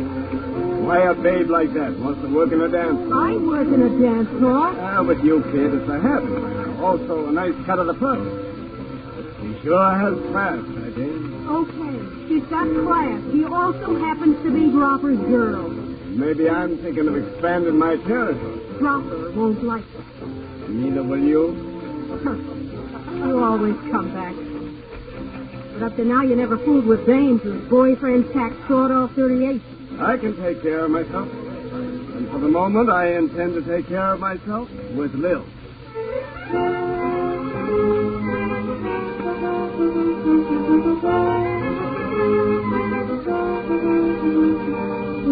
In the interest of good citizenship and law enforcement, we present Crime Does Not Pay, based on the famous Metro Goldwyn Mayer series of short subjects. In just a moment, you will hear Clip Joint, starring Alexander Kirkland.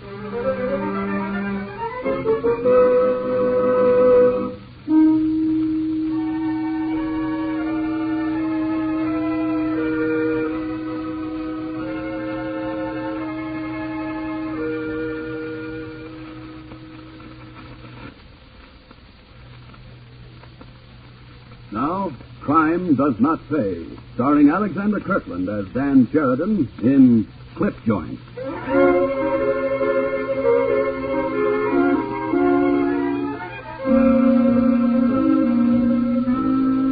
Every city, large and small, has its amusement center, whether it's brightly lighted, glamorous Broadway or just the cluster of moving picture theaters in your hometown. And in many places, the side streets, beyond the brilliance of theater marquees, display their own neon invitations, be it just to drink or to dance. Those who seek amusement along these unbeaten tracks rarely stop to think that they may be easy targets for the illegitimate, for the rackets that feed on the unwary purchaser. Dan Sheridan had that kind of racket. Dan owned the Glory Palace, a dance hall.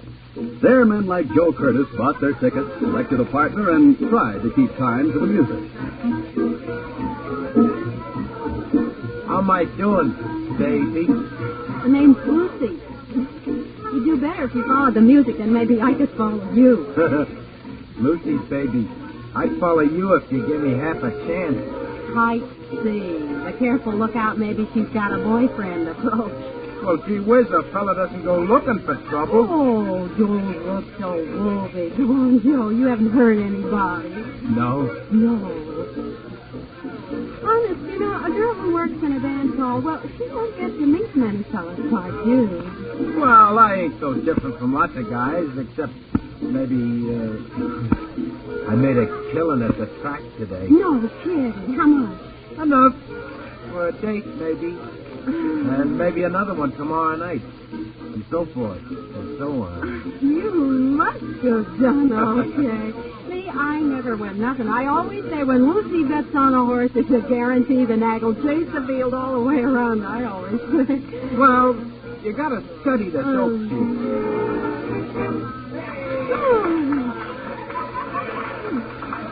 Oh, shucks. Just as we was dancing good. Ah, that's because you forgot your feet. My feet I forgot. Kid, you don't know the power of that dress you're almost wearing. Want to talk or dance? It's up to you, baby. Look, we're not really supposed to do this, but if you just give me a strip of tickets, I'll sit out the next scene with you. Over at the bar.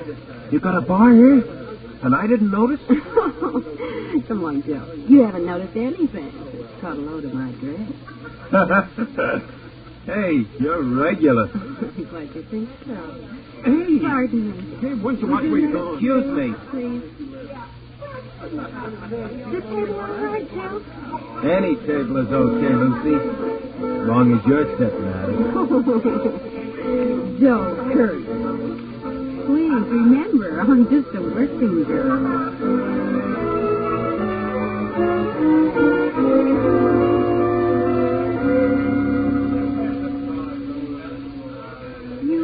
You feel all right, Joe? You only had a couple of drinks. Feel fine. I could drink a gallon of this stuff. Hello, Lucy. Been here long? Not very, Mr. Sheridan. Hi. Oh, I'm sorry. This is Mr. Sheridan, Miss Curtis. How do you do, Curtis? Fine, just fine. Sit down. Have a drink. No, you stay right where you are. I'll pick up our drinks at the bar. What'll it be? Scotch. Lucy and me, we're drinking scotch. We even like the same liquor we do. Yes, real romance. Tea or burnt sugar and water, Lucy? Tea tonight. What'd you say? I was just making sure of Lucy's drink. Stay right here now. Sure, Lou. I can't move. I've only 2 drinks. Wow, what a wallop. You'll feel fine after a while, Curtis. Nice fella, Sheridan. Oh, I think so. He your boyfriend? Oh, of course not. No. He just runs the place, his boss. Oh. Nice fella. You said that before. Yeah, this one is his, Lucy. Check. Here you are, Curtis, old man. Private stock. Thanks. It pays to know the boss, huh? Right. Well, here's to it. Down the hatch. Bottoms up. Oh. Look, yeah. You live in this town, Curtis? No, not me.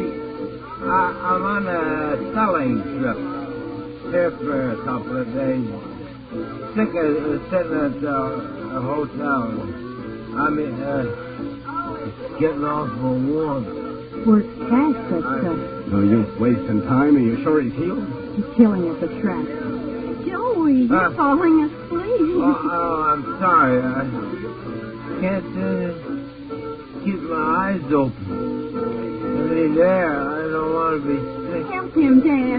Sure. Well, come on, Curtis. Come on. We'll take a little walk. You can come back and see Lucy later. We'll just go outside for a breath of air. Come on. Up the daisy and a boy.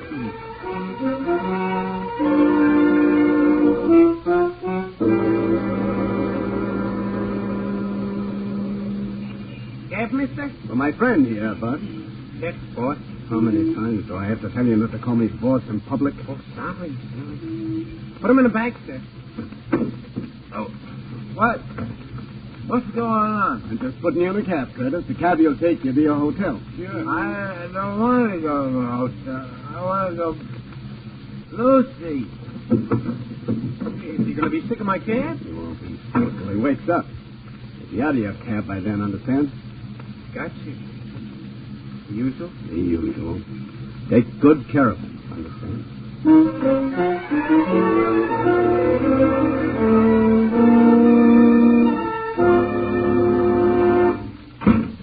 Take a load off your feet, Lucy.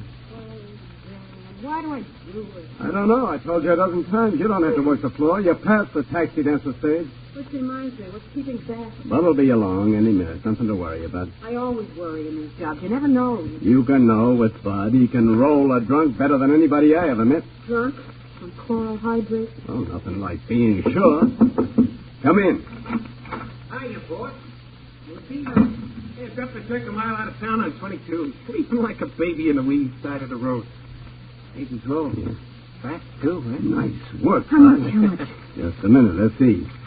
200, 450s, 520s, 500s, and some singles. Not bad. All right. 2 of these a night will be pretty good. Here's your 50, Bud. Your 100, Lucy. And the rest in the little tin box.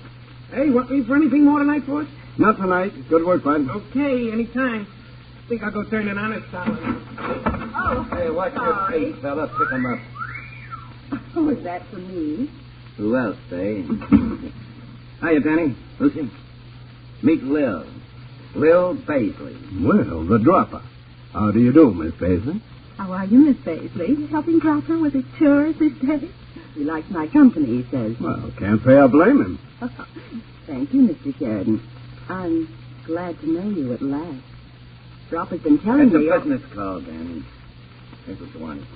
A pint. Chloral hydrate. Oh, fine. Cash or bill me? I think it's cute, Miss Paisley, don't you? Knock out drops from the Dropper. I'll let you have this shipment on the house if you'll do me a favor. What's on your mind, boy? Lil here. Wants to work. Work here? I'm thinking of opening up a place of my own about 30 miles up the line. Flubberstown. I want her to learn from The maestro. I see. It will do. As a hostess, then? I have been told, Mr. Sheridan, that I have the equipment. Look out, Danny boy. Explosive. Why, yes, Miss Paisley. I think you'll do. I think you'll do very well indeed.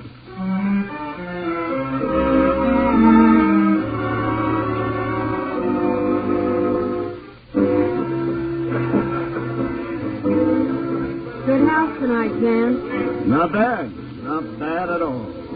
The house or Dropper's dame? Lil, of course. Why a babe like that wants to work in a dance hall? I work in a dance hall. Listen, would you care if I have it by now? Also, a nice cut of the profit. She sure has class, that dame. Okay, she's got class. She also happens to be Dropper's girl. Yeah, well, maybe I'm thinking of expanding my territory. Dropper won't like that. Neither will you, huh? You always come back. But up to now, you never fooled with dames whose boyfriends pack sawed-off 38. I can take care of myself. And for the moment, I intend to take care of myself with Lil. Okay, Dan. It's your funeral. See you later. Excuse me, please. Pardon me?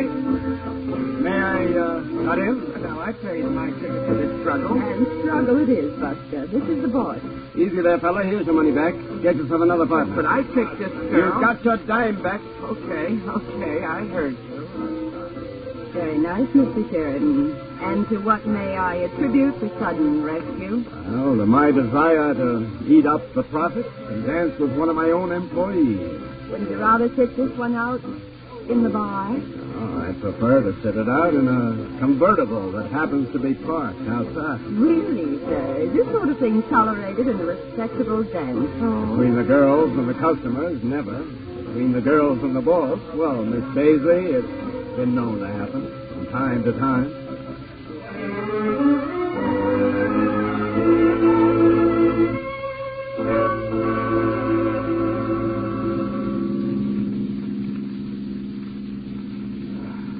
Better out here, huh? The open air. I don't care if I never see the inside of a dance hall again. Oh? But you and Dropper were going into business. Nothing certain, Dan, except death and taxes at the same place. As I've been told several times, you're Dropper's girl. Dropper can be boring. Yeah, I've noticed that. I wouldn't expect Lucy to be boring. Lucy and I are in business together. Just business? Just business. I doubt it. I'm not a student of history, Lil. Meaning exactly? I'm not interested in the past. Oh? Interested in the future? If you're in it, I am. I'm in it, but is it your future? Yeah, I suspect it is. The only suspect, Dan? I think I'm going to find the evidence right now.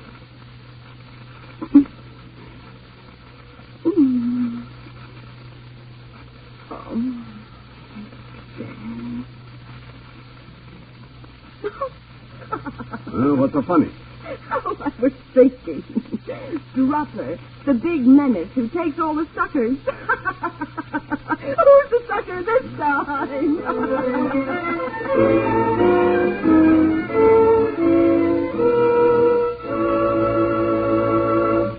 In just a moment, Crime Does Not Pay will continue with Clip Joint.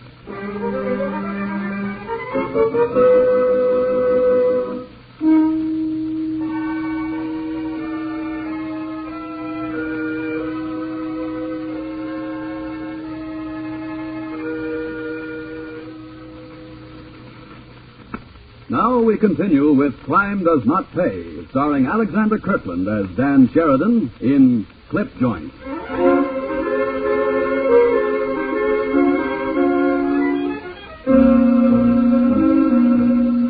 The sudden romance between Dan Sheridan and Lil Paisley was not one of those things which can be kept quiet, at least not in the underworld where Dan operated. Men and women there have the sharpened ears, the heightened senses of the beasts of the jungle. For them, as for their jungle counterparts, a missed sound can mean a lost life. That's how it happened that Lucy Wheeler, standing at the edge of the dance floor in the Glory Palace one night, heard a familiar voice. You're dancing this one with me. Here's my ticket, babe. Wouldn't you rather trip us out, Dropper, in the bar? Not me. I know too much about the drinks in this clip joint. I ain't no sucker. Come on, let's dance. Okay, if you say so, mister. Say, you're better than most of our customers, Dropper. Well, I figured to be. I took 6 lessons once. You don't talk much. Usually by now I've been asked for a date. Ain't looking for a date with you, babe. Well, that's not very flattering. I want one with your boyfriend. My boyfriend? Yeah. Where is he? You mean Dan? Why don't you say so? He's your boyfriend. Not this week he isn't. But he'll be back. Maybe sooner than you think. Oh, you know Dan, Dropper. He just looks around and then he comes back to me every time. He never looked in my direction before. Oh, you've got nothing to worry about. Maybe not from Danny, but I know that Lil. I don't trust her no further than I can throw that piano. With that bum piano player sitting there.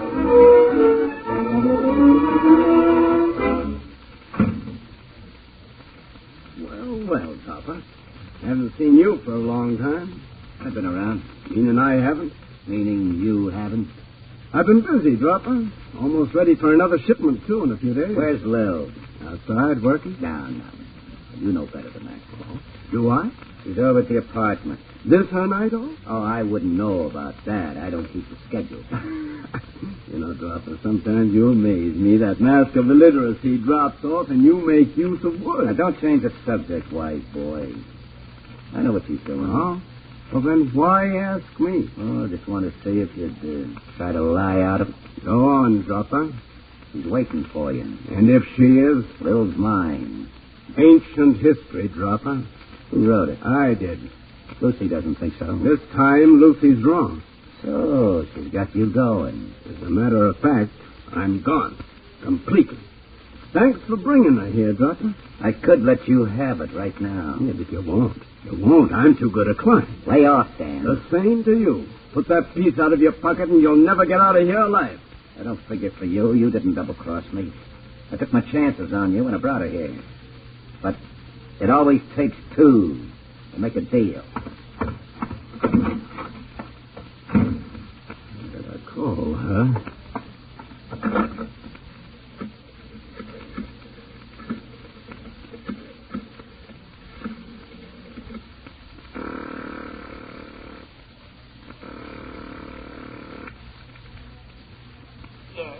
Bill, Dan. Oh?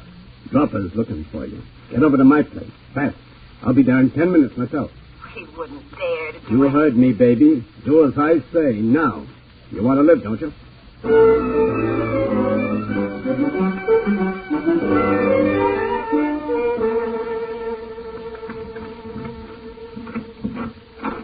Dan, darling, I came as fast as I could. Dan, where are the lights? Funny your lights, baby. The see by. Drop it. And you know Dane double-crosses me. Drop it. I'm smart enough to outthink you and Dan Sheridan combined. No, Dropper, don't. Plenty your lights, No, baby. don't. The shoot by. The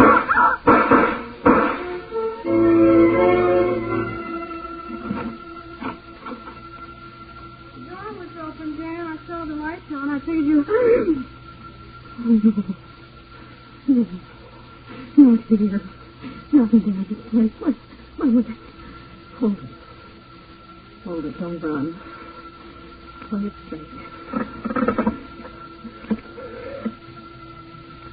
Operators, I want the police.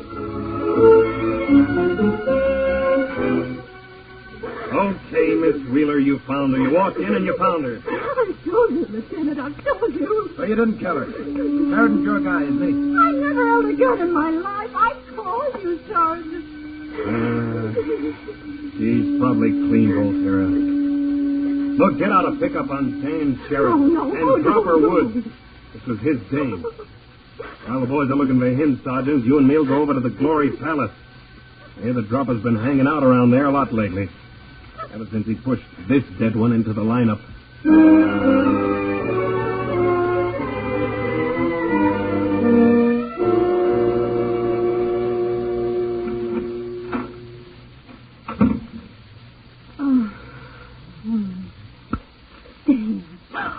Okay, Lucy, it's okay. I came over here when I saw the squad cars in front of my place. Oh, I'm They looking for me?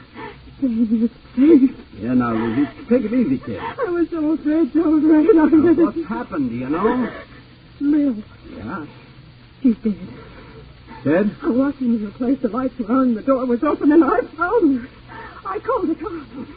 They're looking for me. For you and Dropper. They think I did it. I don't know. I told them. Lucy, hold on to yourself. What did you tell them? That Dropper did it. I heard one of them say a 38. Dropper has a 38. Oh, I'm scared, Dan. I'm afraid I'm so afraid. You're in the clear, so am I. But Dropper, Dan, he'll come after That's you. where you're wrong, kid. He doesn't want me. I want him. Dan, she's dead. She's not that important. She is to me. And he killed her. He waited in my place. He must have. He figured I'd call her after he left me. Oh, the cops will get him first. You can't beat them to it. I'm giving it a try, Lucy. Sorry. No, I won't let you. You can't stop me. I can try. What? You don't understand, Lucy. You explaining we did fine together, but... You loved Lil. I guess. What do you mean you loved her? You never had time for the soft stuff. You were strictly business all the time. Until Lil, sure. Stop trying to stall me, Lucy. I'm going to drop her. All right, Dan. That's what you want. Well, he wouldn't go to his own place. Well, Lil... The pickup's out for him and you. Did you hear any names when the cops were there? Did you hear any names? Names? I don't understand. What do you mean? Names of the cops. Think, Lucy, think. Well, I heard... Yes? The Lieutenant Cooper, I think, and there was Sergeant... Well? It was Italian. Volterra. Got them. 5th Precinct. They'll bring Dropper there when they find him. They'll never look for me across the street from the station, huh?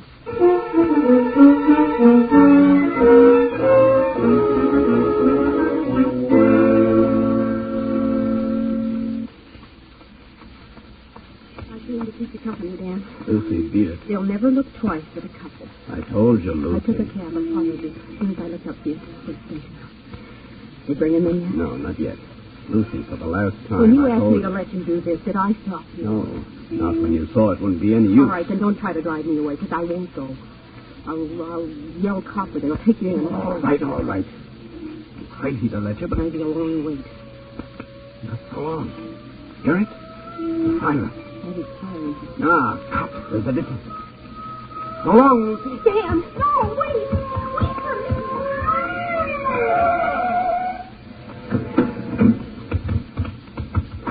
Lucy, stop it. Get out of there. All right, Dropper.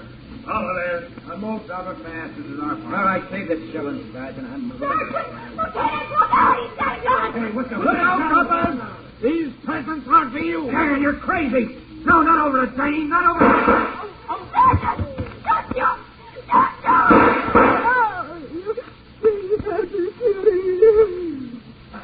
The kid stayed away. I've seen them all, Lieutenant. So I thought I did. That guy must have been nuts. Killing a man right between the two of us. What the Dane think we do? Say, please, Mr. Sheridan. Hand over the gun.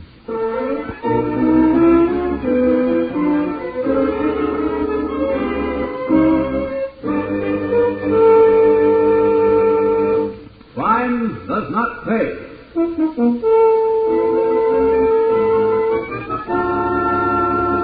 Alexander Kirkland, who was starred as Dan Sheridan in Clip Joint, will be back with you in just a moment.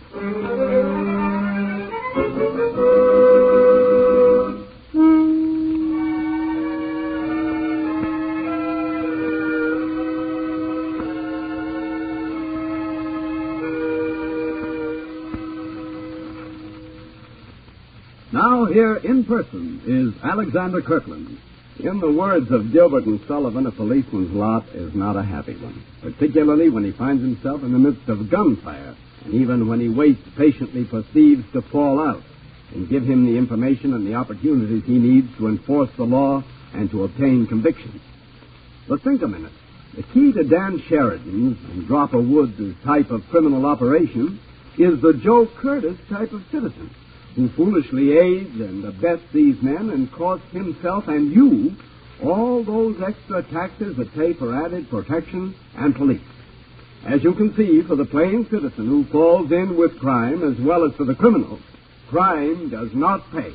Thank you, Mr. Kirkland.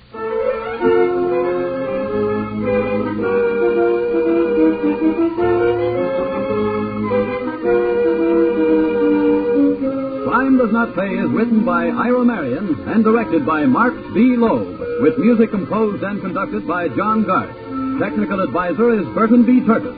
The events, characters, and names used in the story you've just heard are fictitious. Any similarity is purely coincidental.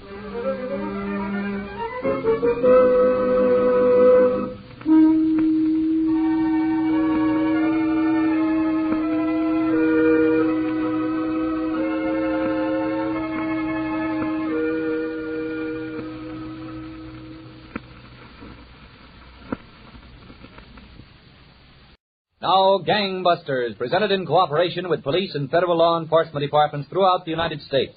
The only national program that brings you authentic police case histories.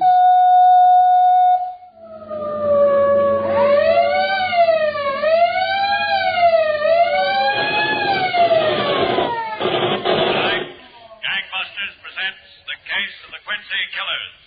Who didn't know that a railroad ticket in the hands of alert detectives could be a one-way ticket to the gallows? Gangbusters has asked the Honorable Peter F. Hartman, former Chief of Police, Quincy, Illinois, to narrate by proxy tonight's case. Now, Chief Hartman, before we begin, I'd like to remind our listeners about a special feature at the end of tonight's program. It shows how a girl of 12 and a boy of 14 helped capture a dangerous kidnapper. I'm quite anxious to hear that myself, Don Gardner. Well, Chief Hartman, let's get to tonight's case. Well, Don, it's not very often that a situation such as this arises in society. I've been a police officer myself for 23 years, and this was the first time I ever ran into anything like this case. Well, why don't you start right in, Chief Hartman? All right, Don. Let's begin in the city of Quincy, Illinois, one spring evening a few years ago. In a small two-story frame house near the International Shoe Company factory, a man sat on the living room sofa. He was there calling on Mrs. Angela Brooks Stover, already twice widowed. Angela was seated at the old melodeon, and the music coming forth seemed to be a hymn.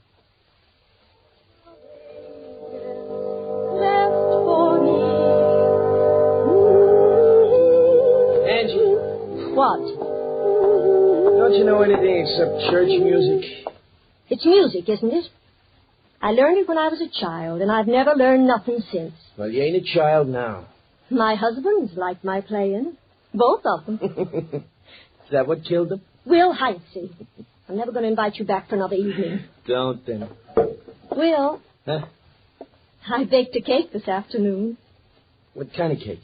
Chocolate, with white inside. Well, let's have some. You know, I baked every day for both my husbands. Is that so? Every day. Now, look, Angie, you're not hooking me for number 3, so if you're going to make hints, good night. Will, what's the matter with us getting married? Is there something about me you don't like? No, Angie, it ain't that. But... Certainly time he was getting married. Well, it's my father. There'd be nobody to look after him. Since when's he sick in bed and look after himself? It's you that's clinging to him. Now, wait a minute. I can take care of myself. If you didn't have that old goat to drag around with you, maybe you'd get someplace in this world. Pop is plenty smart. He's smart enough for me to listen to. You're just scared of him, that's all. Like any minute he was going to take you out in the woodshed. Like you were still running around in knee pants. That ain't so, Angie. You got more company? No. Who are you expecting? Nobody. I don't think anybody. Well, don't stand there. See who it is. All right. Yes, what? Oh, Mr. Heinze. Yes, Mr. Heinze. Will, it's your father. I guess Will knows me when he sees me. But won't you come in, Mr. Heinze? I was just about to serve chocolate cake.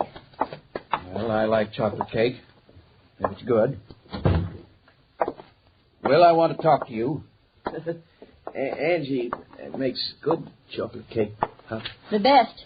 And I got some coffee up. Well, then go get it.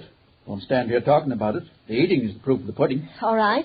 Make yourself at home, Mr. Hyacinth. I will. Well, what's the matter, Pop? Well, if I was a younger man, I'd take a stick and pound some sense into your head. Sit down. Oh, Pop, I don't really mean to marry Angie. Angie, huh? There was 2 policemen around the house looking for you. They said Klinger's hardware store was broken into, and they think you did it. Now, did you? Pop, Did you?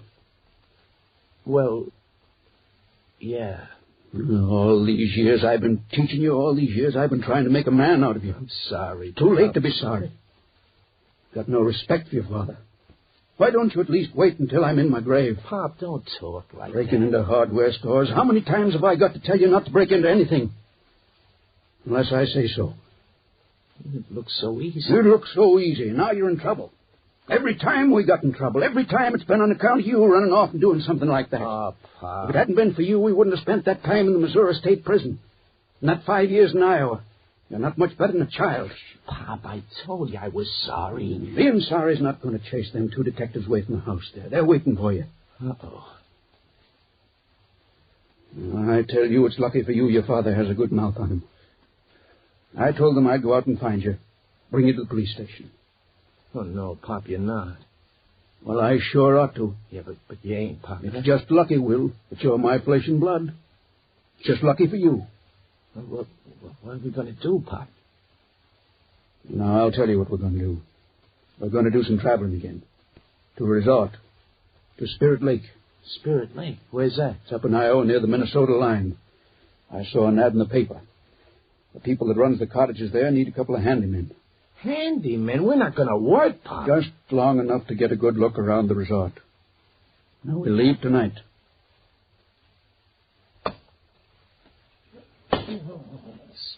Spend all day chopping wood just so somebody can burn it up.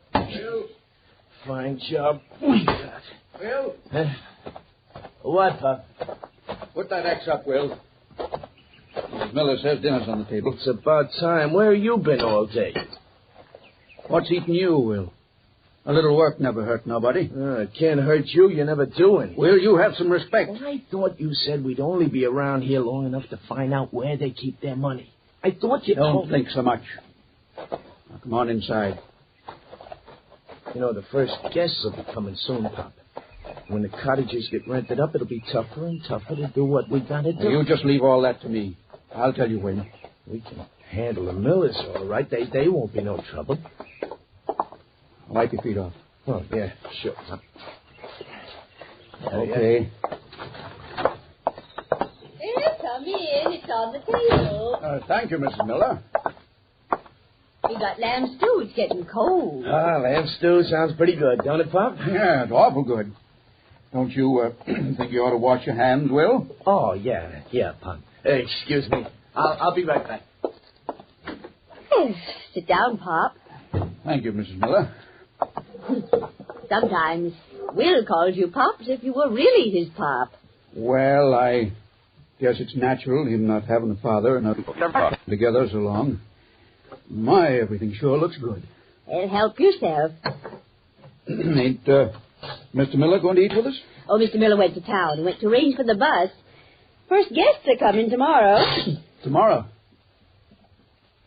Well, that's it's kind of early, ain't it? Nights are still pretty cold for vacationing. Oh, we get lots of early guests. Oh, now take some more of that stew, Pop. That little bit isn't going to hold you through supper. Well, I'm all washed up. There, sit down, Will. Oh, and help yourself. Thanks, Miss Miller. Oh, that lamb stew looks awful good. It is good, Will. Will, the first guests are arriving tomorrow. Oh, no kidding. That's right. We're in for some real excitement. Yeah, I guess we are. Oh, that must be Mr. Miller calling from town. Excuse me, I'll get it. Help yourself to everything. Don't be bashful. Say, this lamb stew is good, Pop. Hang the lamb stew. Well, it's good. Mrs. Miller's a good cook. Guests coming early ruin everything. Well, what can we do about it? They're coming. I tell you what we can do. We can finish our business tonight. Tonight? That's what I said. Yeah, but We don't know where Mr. Miller keeps all the money. Well, we'll find it. But how are we going to have time to find it with them around? That's easy. We kill him. Kill him? Yeah. Oh, now, Pop, that ain't good. Now, you look here. Did I ever put you wrong yet, Will? The only times we've been in trouble is when you did something on your own. That's the only times. Yeah, but do we have to kill him? If we're going to find out what we want, yes. Well, when? Tonight. After supper. In the parlor. But, Pop... Will, I made up my mind. Okay, if you made up your mind. You're right, Will. Mrs. Miller does make good lamb stew. Very good lamb stew. So, Don, if the afternoon seemed like an eternity to Philip and William Heinze as they waited their moment, the events that night must have seemed to occur in a split second. But sometimes split seconds are remembered better than eternities by murderers and their pursuers. Now, back to Gangbusters. You were telling us, Chief Hartman, that the criminals, Philip and William Heinze, father and son, planned to murder and rob their employers, Mr. and Mrs. Miller, operators of a lakeside resort in northern Iowa. That's right, Don.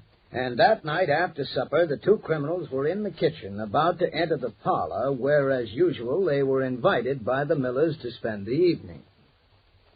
You do like I told you, and we'll come out all right. Oh, but, Pop, do we have to kill them? I told you we did. You just watch me the signal. Good evening, Mrs. Miller. Oh, Miller? Good evening. Good evening. Have a chair. Thank you. How'd it go in town today, Mr. Miller? Fine, Will, just fine. Are you finished with the sports section, Miss Miller? Yes, there it is on the couch. Oh, thank you. Big rainstorm in Chicago, it says. Is that so, Mr. Miller? Yes, it... Oh. Where'd you get that gun? I'm going to use it to kill you, Mr. Miller. What? No! What, you old fool! Take care of her. Oh, you maniac! Take care of her, I said. You crazy boy! Quiet! Hit her again. Now, here, shoot her. Oh, no, Pop, you do it. Well, I have to do everything. All your life I've been doing things for you. Now, here, you shoot her yourself. Go on. Shoot her. Pop, I said shoot her.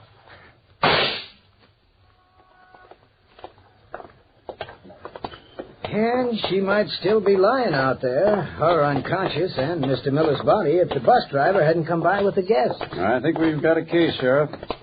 Well, this is Cousin's furniture store here. Oh, before we go in, besides being the leading furniture merchant and undertaker, Mr. Cousins is also coroner of the county. He'll probably want to talk to us about holding the inquest. I understand. Well, let's go on in.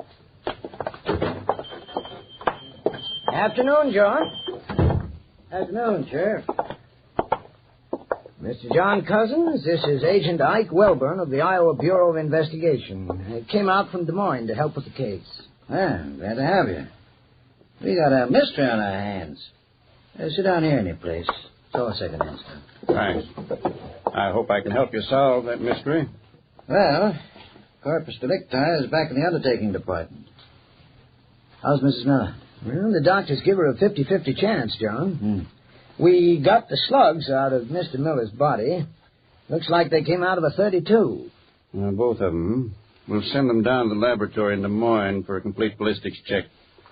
What about these two men, the suspects? Well, the only time they were seen in town was the day they got off the train. When was that? 10 days, 2 weeks ago. They asked Chet North, the station agent, for directions to the Miller's place. Chet phoned out, and Miller drove in for him. I guess Mrs. Miller could give you more information about them than anyone else. Well, apparently Mrs. Miller won't be able to give that information for a while. If at all. If they'd already been hired by the Millers, must have been some correspondence between them. Well, my men certainly couldn't find anything. No payroll book, nothing. Nothing at all.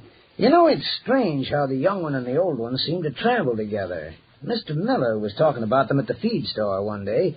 He had an idea they were some kin, but he never asked. Wasn't the nosy kind, as long as they did their work. They did their work all right. Come on, Sheriff, let's walk over to the depot and talk to that station agent. I want to see if I can make certain of the exact day they got off the train.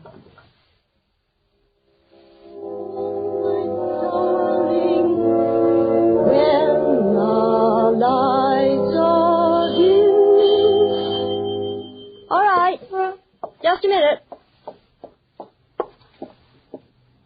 Yes? Who is it? It's me, Angie. Will. Will. Will, where have you been? Where'd you disappear to for 3 weeks? Oh, Pop decided we should take a little trip. And you go away without telling me. Well, ain't you going to invite me in? Come in, Will. Much obliged, Angie. Now, tell me, was that nice what you did to me? No, Angie, it wasn't, Angie. I don't know whether I even ought to ask you to stay. Angie, I'm through listening to my Pop. Oh, I'm going to start doing things on my own. it's about time. More than about time. Will, just by coincidence, I made a chocolate cake today. You did? Would you like some? Later. But right now, would you play one of those hymns for me? A hymn? Yeah, hymn. Well, sure, Will. If you want. Angie, Yes? sometime in the near future, would you care to marry me?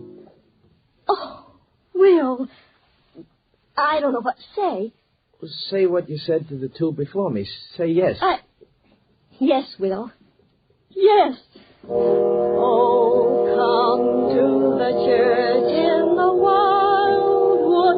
Oh, come to the church in the vale. No place. Which one of these phones would be best to put the call through on, Sheriff? Hey, you can tie this one up as long as you want, Wellburn. Thanks. Yes, please. Operator, I want to place a call to the Chief Auditor, Rock Island Railroad, Chicago, Illinois. Yes, sir. I'll call you back. Thanks. Yeah, it looks pretty hopeless to me, Wellburn. The railroad takes up thousands of tickets every day. I know they do, but each one of them is handled and audited individually. Now, if we can trace the ones these two men used for their passage to Spirit Lake, we might know where they came from. That's a big step in the investigation. No, I grant you that, but suppose they change trains at Des Moines or someplace. Then where are we? If they bought their tickets through to Spirit Lake when they left home, it doesn't make any difference how many times they change. The stamp of the originating office is on the back. If the railroad can locate those tickets, we've got a chance. Yeah, that's right. Maybe you've got something. Sheriff, it's all we've got. Where have you been, Will? You had me worried. The Quincy cops might still be looking for you on account of that hardware store. Just over to see Angie. But I thought I told you to stay away from her. She's been widowed twice and proposes to make you number 3. I asked her to marry me, Pop. You what? Angie and I are going to get married. You won't marry her as long as I'm alive. I ain't listening to you no more, Pop. You got me in trouble all my life listening to you. Steal this, steal that. Will. Turn me loose, Pop. You're my boy. You do what I say. Turn me loose. Will. Push your poor old father, who's been nothing but good to you all your life. Good to me? That's a laugh. Making me spend years and years in jail, making me steal and kill. You wouldn't have known what to do if it weren't for me. You wouldn't have known nothing. I wouldn't have killed nobody. You didn't even do a good job at that. I told you to kill her. You messed it up. You never did anything right. I can kill, Pop, if I want to. Angie and me are getting married, and if you step 1 foot in the way, I'll kill you. I swear I'll kill you. Agent Welborn. Mr. Wellborn, Detective Watson of the Quincy, Illinois Police Department is ready to talk now. Well, good. Put him on. Hello, Welborn. Yes, Watson. How are you? Okay. I've been thinking about our phone conversation last night. Any ideas, Watson? You say those two definitely bought their railroad tickets here in Quincy. That's what the railroad says. Well, I don't want to make any promises, Welborn. Maybe I know the men you're looking for. Father and his son. That could be. The name's Heinze. We've suspected them in a couple of burglaries around here. They disappeared about 3 weeks ago. But I could start checking around for them. It's a good idea, Watson. You start checking and I'll start driving. And I'll see you there as quick as I can make it. Come to the church in the vale. No spot is so dear to my child. I never heard such pretty music. Pop. Evening, Mr. Heinz. You get your hat, Will. We're going. How did you get in here? I got a knack of getting places, Will. You know that. You get your hat. Go on, Angie. Finish playing. But will I? Finish playing. Will, tell him to go home. I can't stand the sight of You're him. coming with me, Will. No more. You're not telling me what to do. You stupid oaf. Stay away from me, Pop. Will. Put that gun up. Stay away, and you too, Angie. Oh, Will. Shut up, Angie. All these years I've been taking lessons from you, Pop, so right now I'm going to show you what I learned. Well, you wouldn't shoot your own father now. Not after all we've been to each other. You've never been anything to me. All my life I've been scared of you. Now I'm not scared no more. Will, don't You shoot get him. some sense, boy. I'm Get some just sense. beginning to get some sense, boy. Sit down, Pop. I'm going to shoot you just like you shot Mr. Miller. Will, my boy. Sit down. Will, don't do this, please. Hey. Police officers, don't move. Yeah, well, Don't move. I have a dozen guns on you. Oh, Will. You, lady, open the door. Don't do it, Angie. Open the door. All right. One side. That's it. Just keep your hands up. He's my son, officer. We were only joking. I wasn't either joking. If there's any humor in this situation, it's beyond me. And you won't think it's so funny either when you face the judge and the jury. That, Don, was how this strange pair of killers, father and son, were apprehended.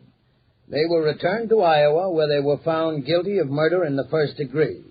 On March 29th, 1946, Philip and William Heinze paid the extreme penalty for their crime on the gallows at Fort Madison State Penitentiary. Well, thank you, Chief Hartman, for this most unusual case history.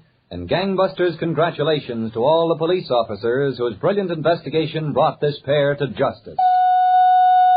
Now, as a special feature, Gangbusters presents an interview with the two young listeners who were responsible for the apprehension of the dangerous kidnapper, John Harvey Bugg, whom they recognized from the description given on a Gangbusters clue. Here they are from the studios of KEX, ABC's new 50,000-watt outlet in Portland, Oregon. Hello, I'm Pauline Virgin, age 12. I'm a Girl Scout. And I'm Navarre Smith, 14, Andy Boy Scout. Well, Pauline and Navarre, you've had quite an exciting week. And now you're on Gangbusters. Why don't you just go ahead and tell all these millions of people just how it happened? All right, Mr. Hunter. You see, we live in Gerhardt, Oregon. And everybody... Gerhardt's about 80 miles from Portland. Isn't that right, Pauline? Yes, sir. Well, you see, I took writing lessons from Cowboy Jim. Mm-hmm. And, Saturday night when I was listening to Gangbusters, I heard the description of him. And it said that he had the limp and the tape on his fingers. Mm-hmm. What was the description that they gave in Gangbusters? Did they say he had his fingers taped? Yes, he did. Oh, I see. And then this Cowboy Jim had his fingers taped, too. Mm-hmm. Well, you were pretty suspicious then, weren't you? Yes, I was. Well, what did you do about it? Well, I told my cousin Navarre Smith. Oh, I see. Navarre, how did you feel about this whole thing? Well, I thought if the FBI wanted this kidnapper, that the best thing to do was to turn him in. I went over to Seaside and turned him in to the policeman there. You turned the kidnapper in? No, I asked him where I could get in touch with the FBI, but... Oh, I see. He asked me why, and I told him, and so he said that he would do it for us. Mm-hmm. Well, did you talk to your mother about it, Pauline, at all? Yes, I did, and she kind of laughed. Oh, I see. Well, you didn't let that bother you at all, though, did you? No. Well, you say the policeman now was going to do what for you? He was going to turn him into the FBI for us. Well, I see, and he certainly did from all the activity we've seen around here in the last week. Agents of the Federal Bureau of Investigation did some checking, and they found out that Cowboy Jim really was the kidnapper, John Harvey Bugg. And they found him hiding under the baby crib in a friend's house last Friday night. Tell me something, Pauline. What did your mother say after it was all over? Well, she was kind of thrilled about it. She didn't think it could happen. Well, she kind of admitted, too, that kids can be right sometimes, Yeah. didn't she? Well, you and Navarre certainly were right, and observant, too. And now, on behalf of Gangbusters, I want to present each of you with a check for $100. Oh, boy. And we hope you'll continue to be observant young citizens. Thank you, Mr. Hunter. Thank you. Now, this is Ben Hunter, transcribed from the studios of KEX Portland, Oregon, switching you back to Gangbusters in New York. Thank you, Pauline Virgin and Navarre Smith. And Gangbusters, congratulations to both of you.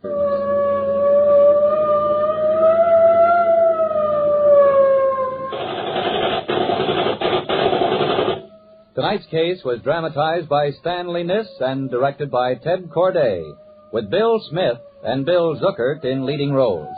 Tom Gardner speaking.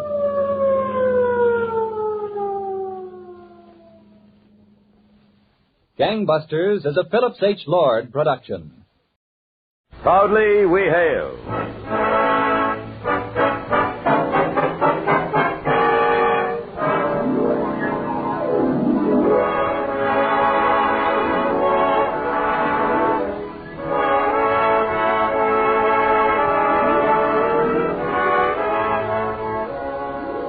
from New York City, where the American stage begins.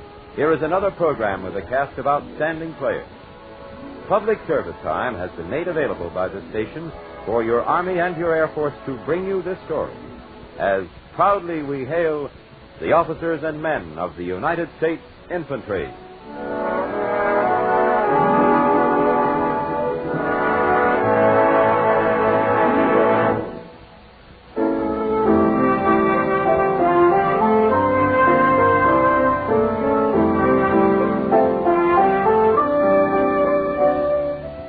Our story is entitled The Day Nothing Happened.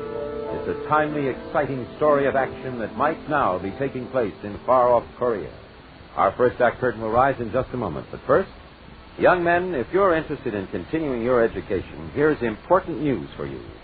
You can be trained in one of the world's finest technical schools for a career that will be of great benefit to you for the rest of your life.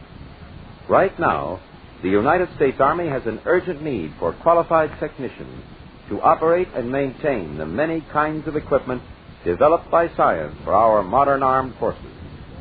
Today, men are being trained in such varied fields as radio, radar, meteorology, mechanics, electronics, photography, and many others. As Army specialists, these men are embarking on careers that offer wonderful opportunities for advancement, high living standards, valuable experience, and liberal retirement benefits. In the Army, your future is made secure by a generous retirement plan that costs you nothing. You can retire on a steady income after completing 20 or more years of honorable service. Paid vacations every year, ample recreation, and good pay all add up to a high standard of living for members of our Army. A career in today's United States Army offers excellent opportunities for young men with intelligence and ambition. For full information, visit your nearest United States Army and United States Air Force recruiting station. And now your Army and your Air Force present the proudly we hail production, The Day Nothing Happened.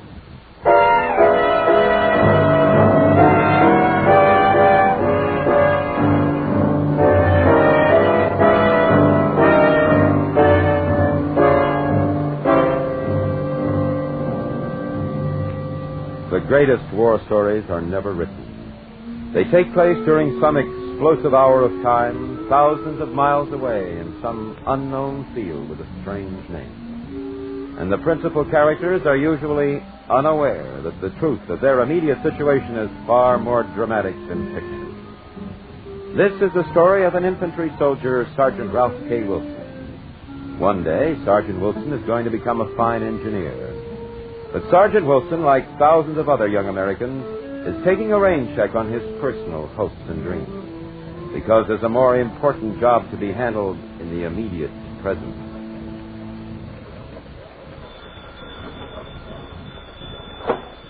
Hello, East Coast Electrical Products. Oh, hi, how are you? Huh? Oh, nothing. Oh, I got a letter from Ralph this morning. Yeah, he's all right. He's in the infantry now, you know. Well, you know Ralph. He'll never tell you anything anyhow. His mother and I always compare letters, and they always start out the same way. Today, nothing much happened. Things were a little noisy last night, but that's about all. And then he writes some more, and love and kisses Ralph. What you hear from Jerry? Huh? Honestly, Marge, we got ourselves engaged to two of the most talkative fellows in the United States Army. Huh? Oh, yeah, I'll meet you for lunch. Bye. Did you type the letter to Brown & Company yet, Miss Morrison? Oh, no, sir. Do it right away. It has to be on Mr. Brown's desk tomorrow morning. Heard from Ralph? Got a letter this morning, Mr. Smith. How is he? Fine, isn't that? Now, I wouldn't worry if I were you. There's a boy who knows how to take care of himself. Oh, send the letter out, special delivery. Yes, Mrs. Smith.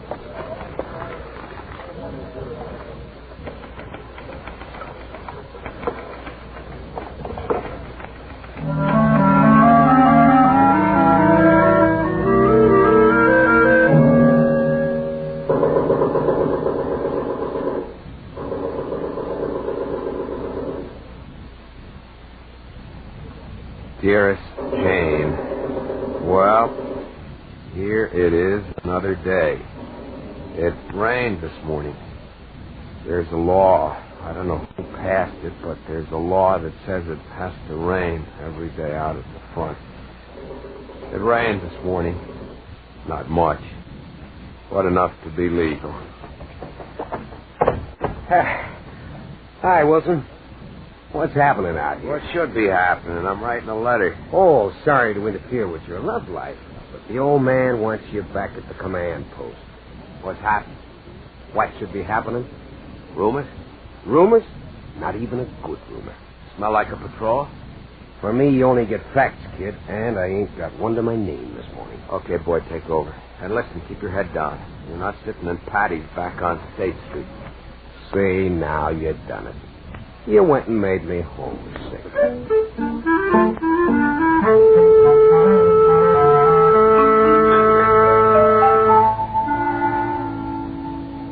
There's hot coffee on the lamp, Sergeant. Please have a cup. Thank you, sir. This is a patrol, Sergeant Wilson. Yes. Take 3 men with you just as soon as it gets dark. Move out to the front and find out where the commies have set up the main line of resistance. We heard a lot of movement out there last night, and the regiment has an idea they might have pulled back 1,000 yards. So let's find out. Any particular 3 men, Captain? Here. Take Collins, Greenwald. That'll give us experience. And your 3rd man should be a new replacement. How about Shazinkowitz? Beats me how you can pronounce it so easily. Okay, he'll do. Any questions, Sergeant? No, sir.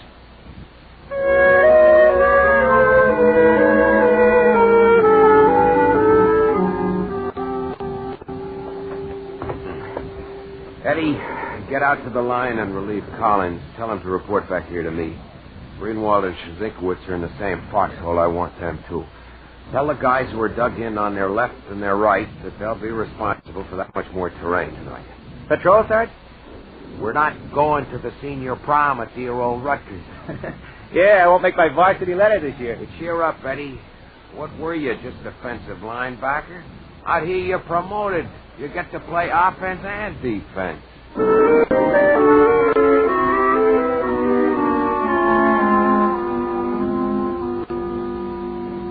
Greenwald, Collins, 3 of us have been involved in this type of thing before. Shazinkowitz, this briefing is mostly for your benefit. Let's call him Schick. By the time we get out, the rest of it will be tomorrow morning. Okay, Greeny. Now, the deal is we're moving out as soon as it gets dark. We want to find where they've set up their new line of resistance. You mean the 4 of us are just going to walk out there, huh, Sergeant? Well, we're not going to just walk out there, Schick, but it's going to be something like that. Yeah. You got any letters from home on you? Your wallet? Leave them at the command post. Stay close to us, Schick, and you'll be all right. Well, what are we supposed to do? Nothing, Schick. Just find out where they are and come hightailing home. Well, suppose, for instance, they do start shooting at us. Then what? That's one of those things you can't answer till it happens. So, are there any questions? Yeah. When is the war going to be over? The gentleman from Illinois is out of order.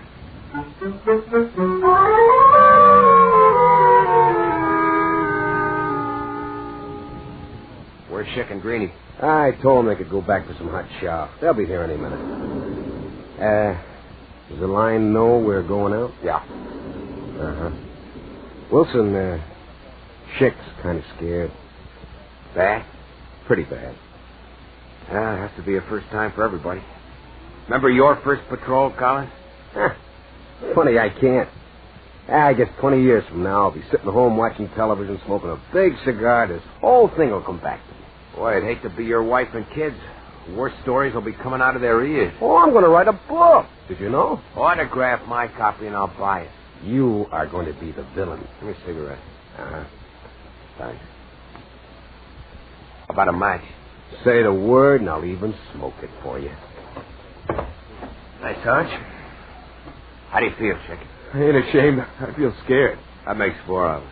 If you want to smoke, this one is all we're going to have time for. Now, when we move out, I'll be first. Chick, you being back of me. Greenie on the left, Collins out to the right. Keep low and have an eye out for possible cover if we have to hit the dirt fast. You from Detroit, Chick? Oh, I'm from Hamtramck. And I wish I was back there. You will be. Someday you'll look back at this and laugh. Look, Chick, can you taste your breakfast? Yeah. And that cigarette, does it feel like it's something that you found up in the attic and laying there for years? How'd you know? And how did that nest of butterflies get lost in your stomach? Man, those butterflies are heavy, too. Well, it all goes to prove you're healthy. That's how you're supposed to feel. And if I feel this way when I'm healthy, how do I feel when I'm sick? Just stick close to us. Keep your eyes open. You'll be all right. Wilson? Now is the hour. Okay, we're going for a walk. Follow me.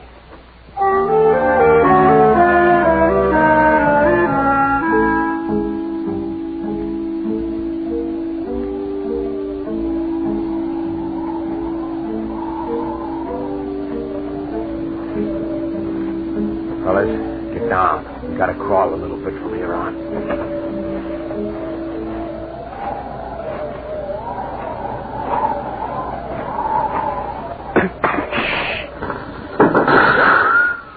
Hug the ground. Don't shoot back, Chick.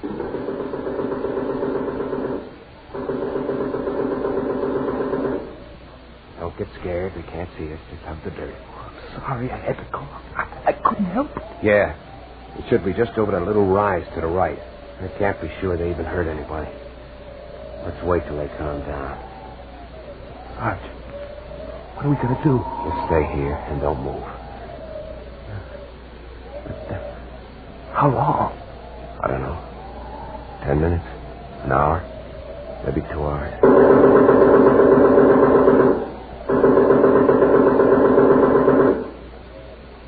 Don't worry about that machine gunner. He's just speculating. We can get hit just lying out here. He has to shoot over our heads. That little rise of ground is good cover. Yeah, but there is a chance we can get hit, huh? Don't worry about it. Chances are 1 in a million. Yeah, that's great. What's the matter, Chick? You're talking to a guy who once won on a sweepstakes ticket.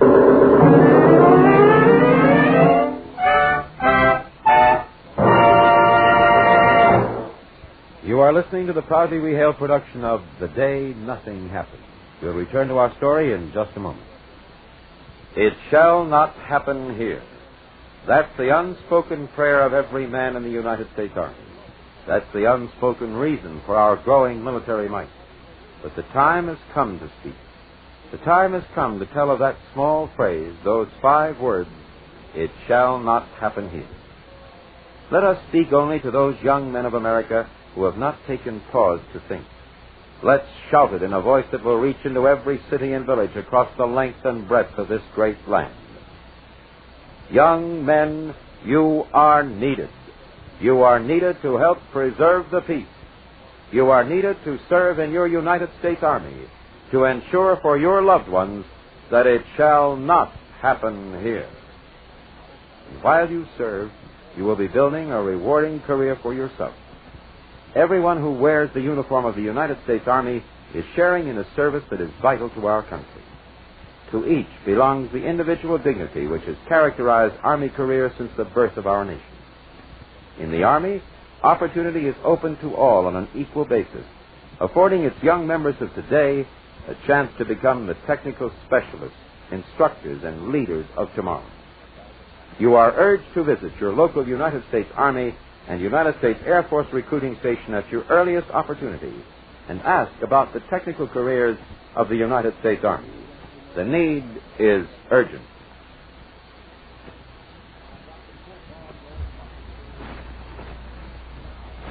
You are listening to Proudly We Hail, and now we present the second act of The Day Nothing Happened.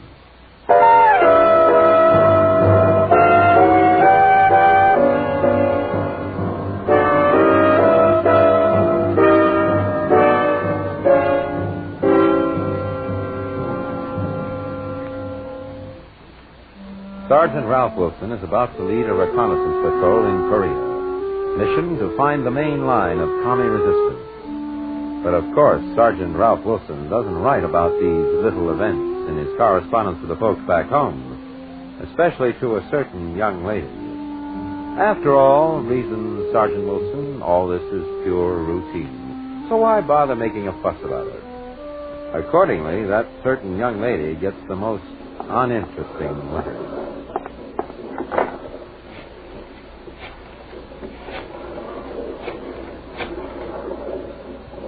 Ma, Jane. No, Ma, I'm not coming home to dinner. No, I had a bite downtown with the girls. Well, nothing. No, we just decided to go bowling. Listen, Ma, I called to ask, was there any afternoon mail? Well, yeah, I know I got a letter from Ralph this morning, but, there's always a chance.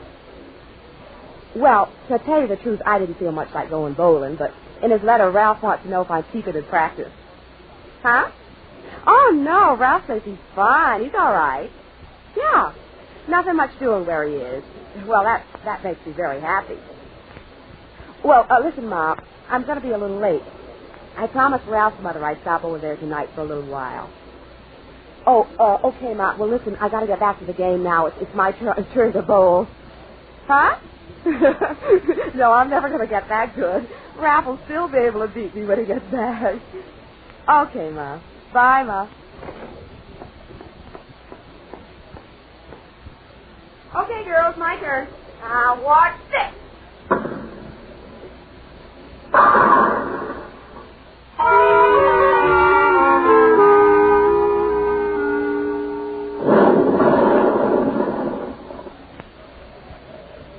Wait for Greenie.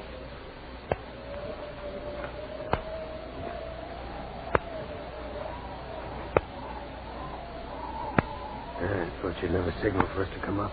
I think it's safe to move out now. We got to get away from this outpost. Look, we'll crawl out to the left about 200 yards, and then we'll cut in toward them again. I don't like it, Wilson. It's too quiet. Oh, would you like it better if they were shooting? I'd like it better if I was home. Oh, now, Collins, you know you don't mean that. Deep in your heart, you love this. When'd you ever have it so wonderful? Yeah, I hate to break this up, guys, but we have work to do.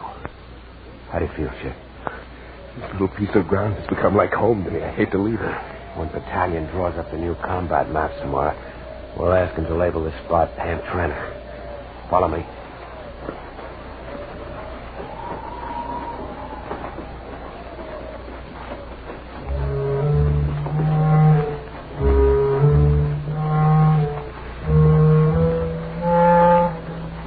Hold it.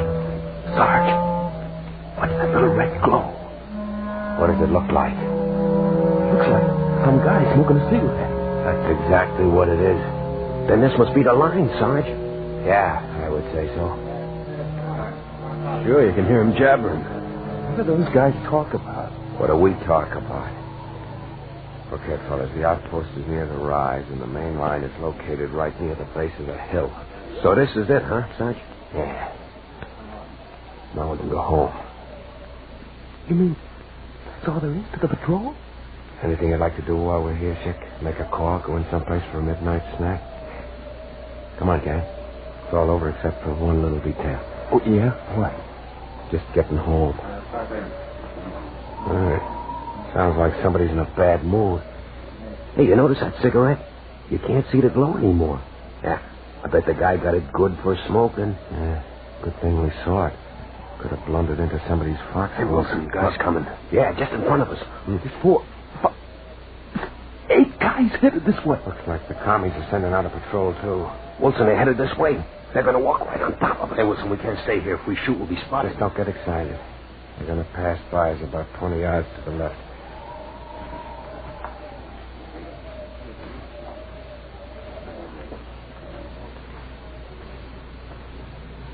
Keep low. He didn't see us, Wilson. Wilson, off to the right. There's more of them. And down a line. Looks like they're mounting a sneak attack on our position. Great. If our guys spot them and open up, where does that leave us? The answer is we got to get home before they do. Right. And we'll go with them. Now, let's start moving back. Crouch and walk fast. They can't make us out in the dark. Come on, they'll think we're part of their attack.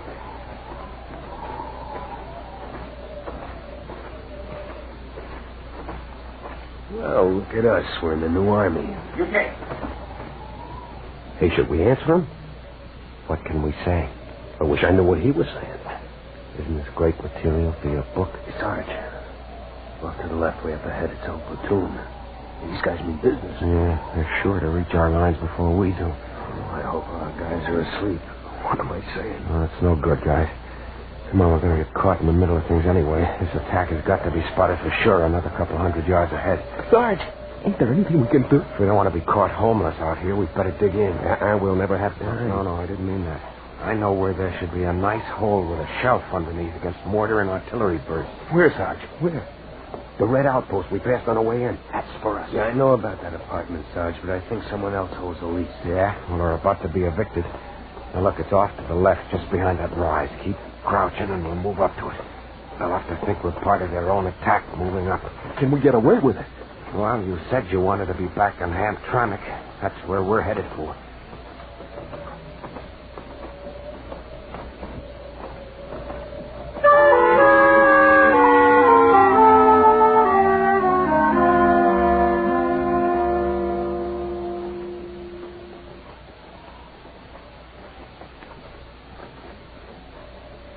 That's the outpost. They're dug in just up ahead. Sounds quiet. Grenades ready. If we use grenades, everybody will hear the noise, and if we can't get into that hole, we are in trouble. I'm worried about something else. Yeah? How come we don't hear shooting up on our own lines? Well, maybe our guys haven't spotted the attack yet, sir. And we gotta warn them. These commies are great for infiltrating. Yeah, somebody in there, all right. Ken. Anybody here called Chen? Ken! Now's the time to put up or shut up. Grenades. Throw them, hit the dirt. When they go off, make a rush. Ken? Now!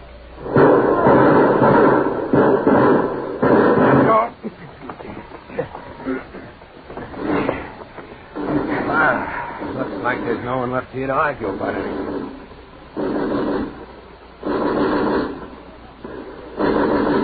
Hey, our grenades woke people up all right. That's one of our heavy 30s. Yeah, these guys dig a nice hole, don't they? Nice shelf on the bottom to crawl under in case of overhead burst. Sarge, look. The commies are falling back. Yeah, people spotted them just in time. Well, this isn't a private party. Everybody can get in. Yeah. Come dressed as you are. Rapid fire.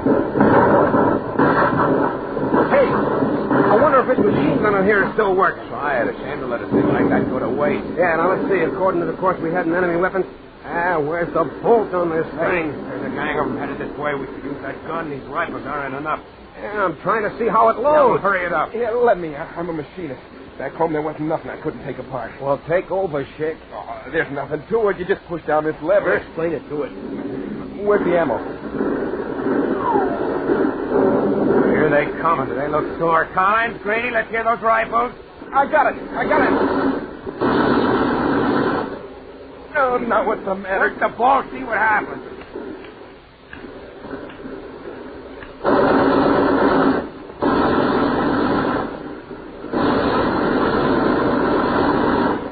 They're swinging wide, trying to get back to their own line. Okay, Chick, ready.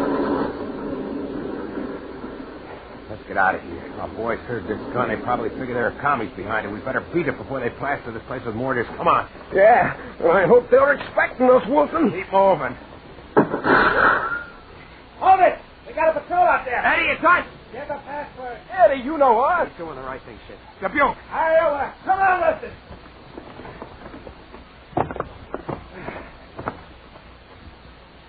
Hi, sir. How was it? You should have been here. They just attacked. Where were you? Everybody okay? Yeah. We heard some shooting, and we spotted them 100 yards out. They didn't have a chance. Hey, Chick, how was the patrol? Nothing to it.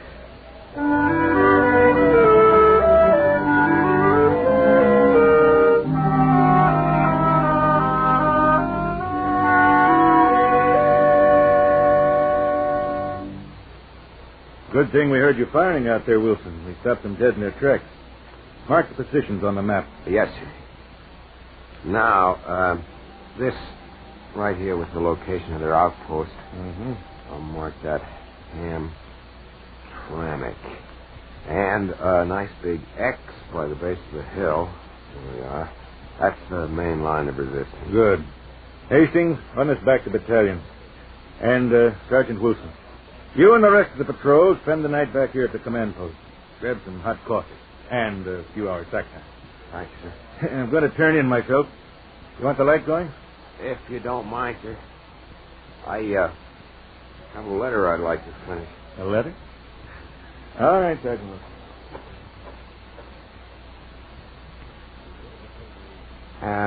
Wilson, tell me something.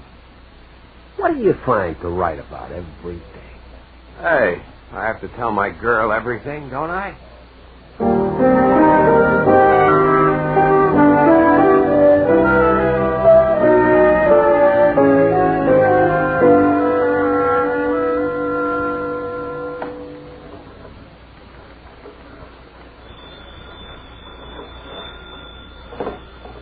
Good morning, East Coast Electrical Products. Oh, hi, Marge. Oh, no. Nothing. Oh, I got a letter from Ralph. Yeah, he's all right. He doesn't write much. He says nothing's been happening. Let's see. The night was pretty quiet. We sneaked out on a patrol. Ran into a little noise. Got back all right. Yeah. Well, I'm certainly glad things are quiet where he is. Hey, you want to go shopping tonight? I'd like to buy Ralph a sweater.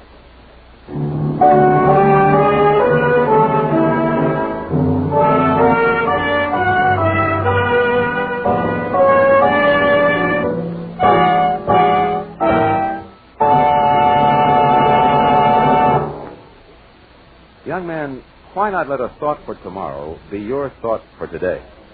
In selecting your life's work, it's important to consider all of the requirements of a satisfactory career. Opportunities for advancement, dignity and importance of your work, permanence of your job, living standards, retirement benefits, and value of experience. When you choose a career in the United States Army, you'll find it's more than just another means of earning a living. Your Army career will be a way of life, rich in fine associations, the satisfaction that stems from public service, and the opportunity for achievement and adventure in the far corners of the world. Right now, your Army needs qualified technicians in such interesting fields as radio, radar, meteorology, photography, and many, many other skills. You can be trained to do a job and thus build a career that will be of great benefit to you for the rest of your life. So, why not let a thought for tomorrow be your thought for today? Visit your nearest United States Army and United States Air Force recruiting station right away and ask about the career opportunities in the United States Army.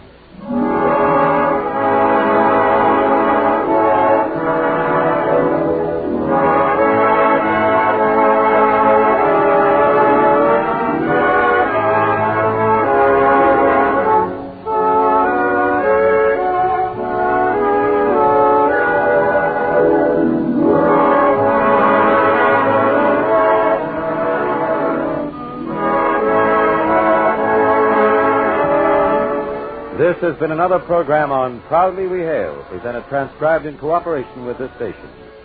Proudly We Hail is produced by the Recruiting Publicity Center for the United States Army and United States Air Force Recruiting Service. This is Kenneth Banghart speaking and inviting you to tune in the same station next week for another interesting story on Proudly We Hail.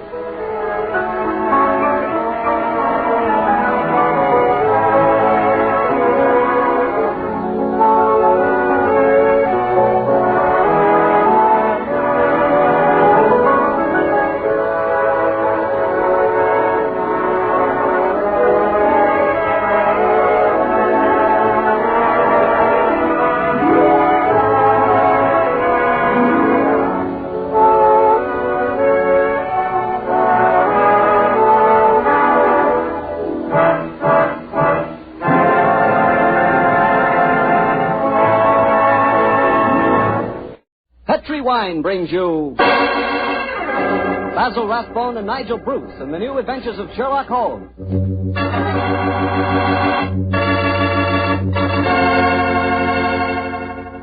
The Petrie family, the family that took time to bring you good wine, invite you to listen to Dr. Watson tell us another exciting story about his old friend, that master detective, Sherlock Holmes. As for me, instead of telling you something, I'd like to ask you something. Do you like chicken? How do you like it best? Roasted, fried, or in a stew with dumplings? Well, whatever your favorite may be, you'll like that chicken infinitely better when it's served with a glass of Petrie California Sauterne. Now there's a combination. Chicken and Petrie Sauterne. Petrie Sauterne is a white wine, pale golden in color, delicately fragrant, and clear as crystal. And what a flavor that Petrie Sauterne has. I'm telling you, Petrie Sauterne is just about the last word in dinner wine. Oh, one more tip. Remember to serve Petrie Sauterne with fish or any kind of seafood. Good, it's great. To be sure you have a glass of good wine, be sure it's Petrie wine.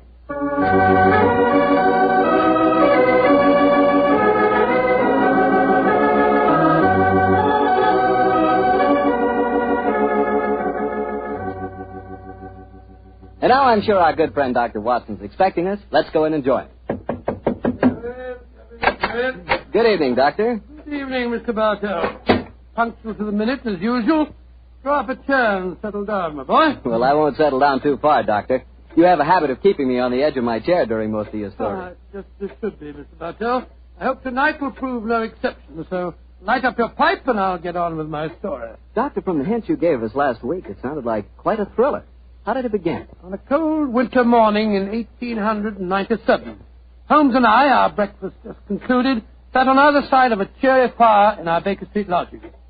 A thick fog rolled down between the line of dun-colored houses, and the opposite windows loomed like dark, shapeless blurs through the heavy yellow reef. Another London pea souper, huh, Doctor? Exactly, Mr. Bartell. Our gas was lit and shone its flickering light on the white cloth and glimmer of china, for the breakfast table had not been cleared. Holmes was busy cross-indexing his record of crime, while I was engrossed in one of Clark Russell's fine sea stories. Our morning was not destined, however, to be a quiet one. For shortly after 11 o'clock, Mrs. Hudson ushered a young lady into our room. A young lady who seemed to be in serious trouble. Sit down, won't you, young lady? I'm Dr. Watson, and this is Mr. Sherlock Holmes. How do you do, gentlemen? I must apologize for not giving my name to your housekeeper, but I have to be so careful. Yes, we quite understand, my dear. Of course, you're wondering who I am and what's brought me here. My own theory would be that you are Miss Harriet Irving, and that you've come to me to elicit my aid in proving that Mr. Binion did not murder your father. Holmes, what on earth are you talking about? You're absolutely correct, Mr. Holmes. But how did you know? I deduced it, Miss Irving. You're wearing very new and extremely expensive mourning, presumably for the first time, since a few basting threads are still in evidence. You wear no rings, so evidently you're not in mourning for a husband. The only man whose death the papers announced in the past few days and who left a young daughter wealthy enough to purchase such garments is Sir Edward Irving. And since the police have already made an arrest, obviously you wish me to disprove the police theory and intercede for young Binion. Mr. Holmes, you're wonderful. That's just what I want you to do. You will, won't you? Miss Irving, I've studied the newspaper reports very carefully. It would seem to me that Scotland Yard has arrested the right man. Well, I'm very sorry, but I didn't read the newspaper reports. I haven't the faintest idea what you're both talking about. Then let me bring you up to date, my dear fellow. And please correct me, Miss Irving, if I make any mistakes. Now, 3 days ago, Sir Edward Irving, the father of this young lady, was found stabbed to death in his study. The only entrance to the study is through an anteroom, where his secretary had been sitting ever since Sir Edward was last seen alive. And the secretary swore that no one had entered or left the study. Secretary's name being Binion, I suppose. Yes, under the circumstances, it's hard to see that any other arrest was possible. And yet I know he's innocent, Mr. Holmes. Oh, and how do you know that, Miss Irving? We were in love. We were going to be married. I don't care what the police say. A woman knows these things. Robert Binion did not kill my father. Did your father approve of the engagement? Well, no, not exactly. If one were to be exact, Miss Irving, wouldn't one say that your father absolutely forbade the marriage? Yes, he did. And Inspector Lestrade assumed that was the motive for the murder. Well, sounds logical, I must say. Does your father have any other relatives living, Miss Irving? His brother, my Uncle Peregrine. He lives a hermit's life in the country. We've seen very little of him in the last few years. Was he left anything under your father's will? No, I was the sole beneficiary. Please help me, Mr. Holmes. If you'll just talk to Robert, you'll know he's not guilty. Oh, there's no harm in talking to him, Holmes. After all, our old friend Lestrade handled the case, and he's made a good many mistakes in the past. Haven't we all, old chap? Well, Miss Evans, I'll do what I can, but I promise nothing. Bless you, Mr. Holmes. Where is your fiancé being held? At Scotland Yard. I talked to him there just before I came to you. Scotland Yard, eh? Splendid. We can talk to Lestrade at the same time. Watson, your hat... My hat and coat? Precisely, old fellow, your hat and coat.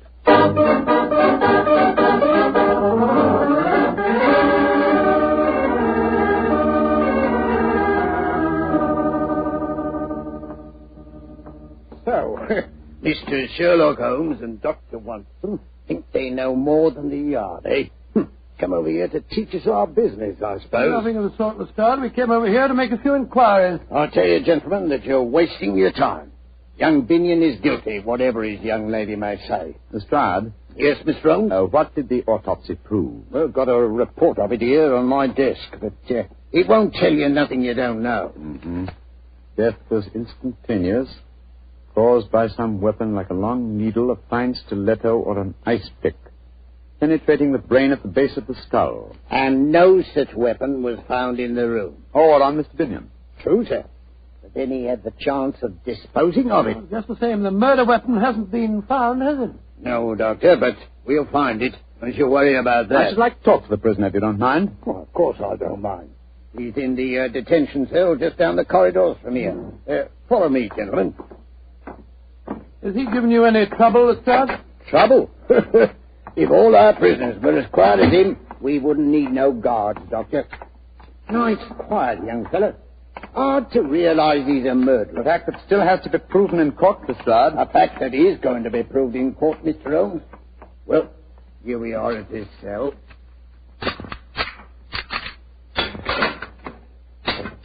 You've got visitors, Binion. Very distinguished visitors. Who are you, gentlemen? My name is Holmes, Sherlock Holmes, and this is my colleague, Dr. Watson. I'm sorry to see you in this plight, Mr. Binion. Mr. Sherlock Holmes. Then Harriet did come and see you when she left you. I'm so glad. You'll get me out of this mess. I know you will. Even Mr. Sherlock Holmes can't get you out of this one, young fellow. Mr. Binion, I promised your fiancé that I'd try and help you.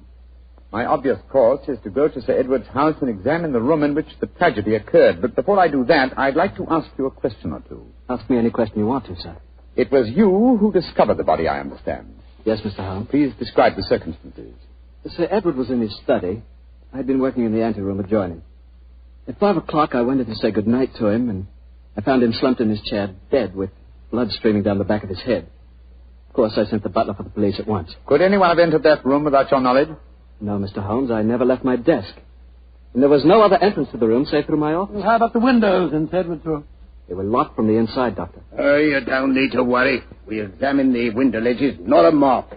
No one came in that way. Now, what is your theory of the murder, Mr. Binion?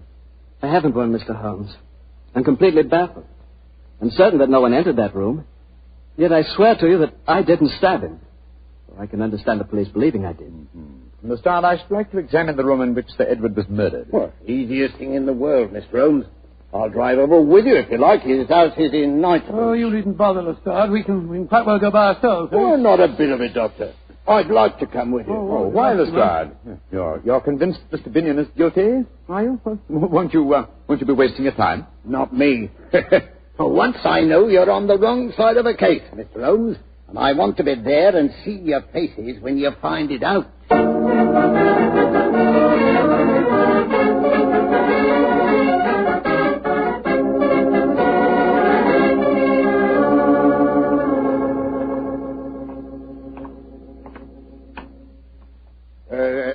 This is the house, Mr. Holmes. Yes, imposing-looking place, I must say.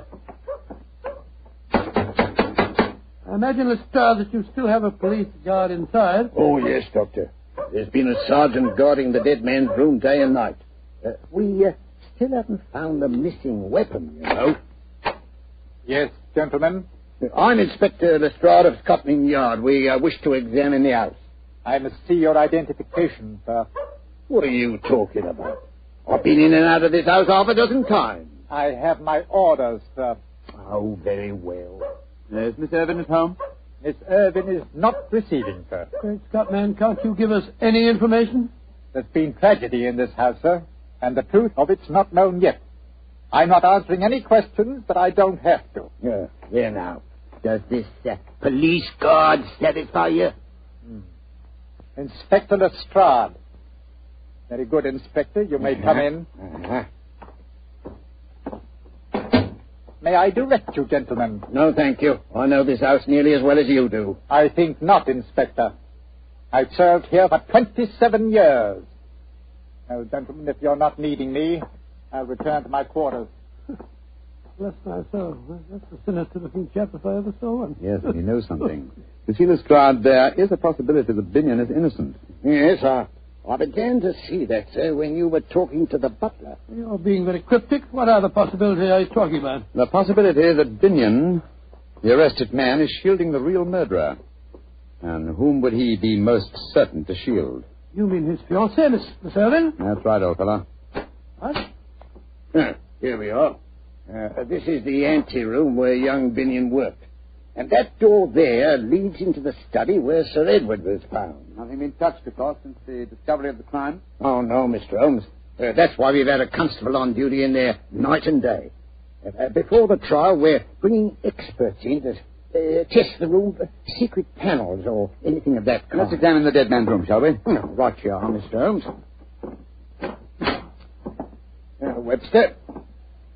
Webster, get out of that chair and stand up, can't you? You're on duty. Asleep. Carty. He's dead. Yes. The trickle of blood oozing out from the base of his skull. Well, strike me pink. He's being killed the same way as Sir Edward was. I presume you'll agree that Mr. Binion didn't commit this murder, Lestrade. Oh, of course not, Mr. Holmes. He couldn't have done it. He's locked up at the yard. Well, what are we going to do? Ask the butler to come here, will you? Oh, right you are, sir. What do you make of their wound, Doctor? Well, it fit the description of the one that killed Sir Edward. There's a fine puncture here at the base of the skull. By Jove, Holmes, they mentioned a stiletto or an ice pick. A wound like this might be caused by one of those long steel hat pins that women wear. Yes, it's a possibility, Watson, a distinct possibility. And Miss Irvin was wearing a long hat pin this morning, if you remember. Plastered walls. A little chance of secret panels here, I should say. And the window's locked from the inside, eh? Here he is, Mr. Holmes. Oh, yes. And by the way, what's your name?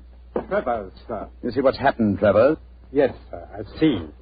The constable's being killed just like my master. Now, tell me, Travers, is this room exactly as it was in Sir Edward's lifetime? Yes, sir.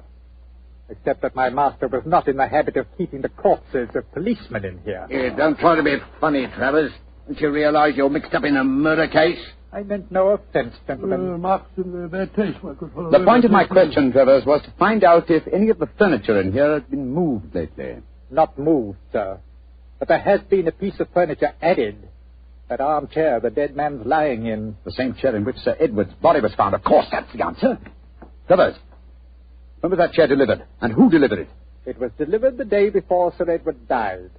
It came from Silberschwartz's antique shop in Bond Street, sir. The game's afoot, Lestrade. See to the removal of this poor man's body. Seal the room, and for heaven's sake, keep this latest death a secret for a day at least. Within that time, I hope to have your murderer for you. Then we're going... We're going, my dear chap, to Silberschwanz's antique shop in Bond Street.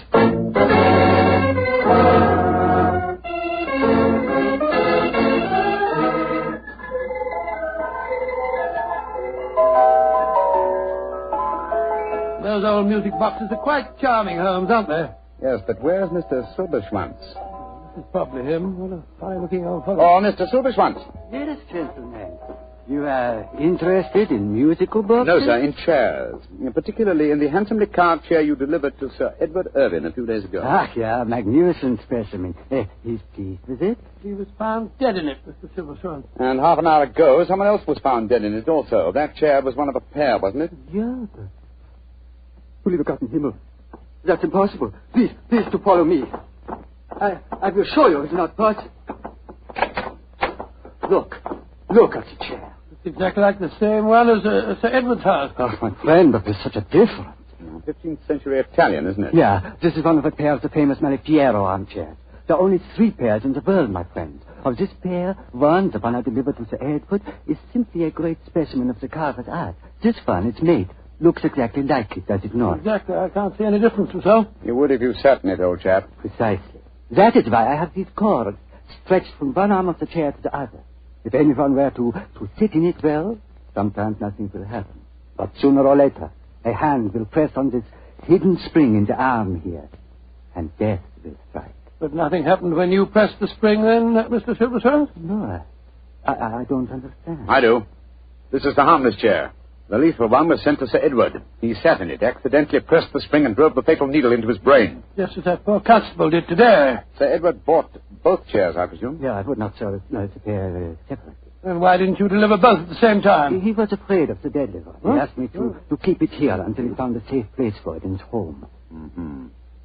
And some devil switched the arm cord from the fatal chair to the harmless one so that you delivered death to Sir Edward. There is a subtlety in this crime worthy of the fiendish maker of the chairs himself. Silberschwanz.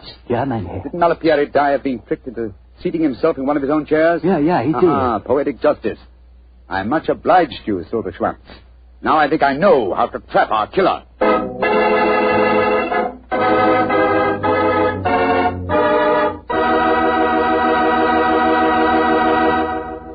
Dr. Watson will bring you the rest of his story in just a second, so I'm just going to tell you that after a good dinner, there's nothing quite like a glass of good Petri California port.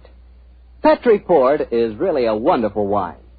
A deep, hearty red in color and rich and truly delicious in flavor. You know, port wine is actually America's favorite wine. Try a glass of Petri port and you'll know why. Petri port is not only fine after dinner, it's perfect whenever good friends get together. Just keep in mind the name Petri, because Petri wines are good wines. Well, Dr. Watson, this is quite a story you're telling us tonight.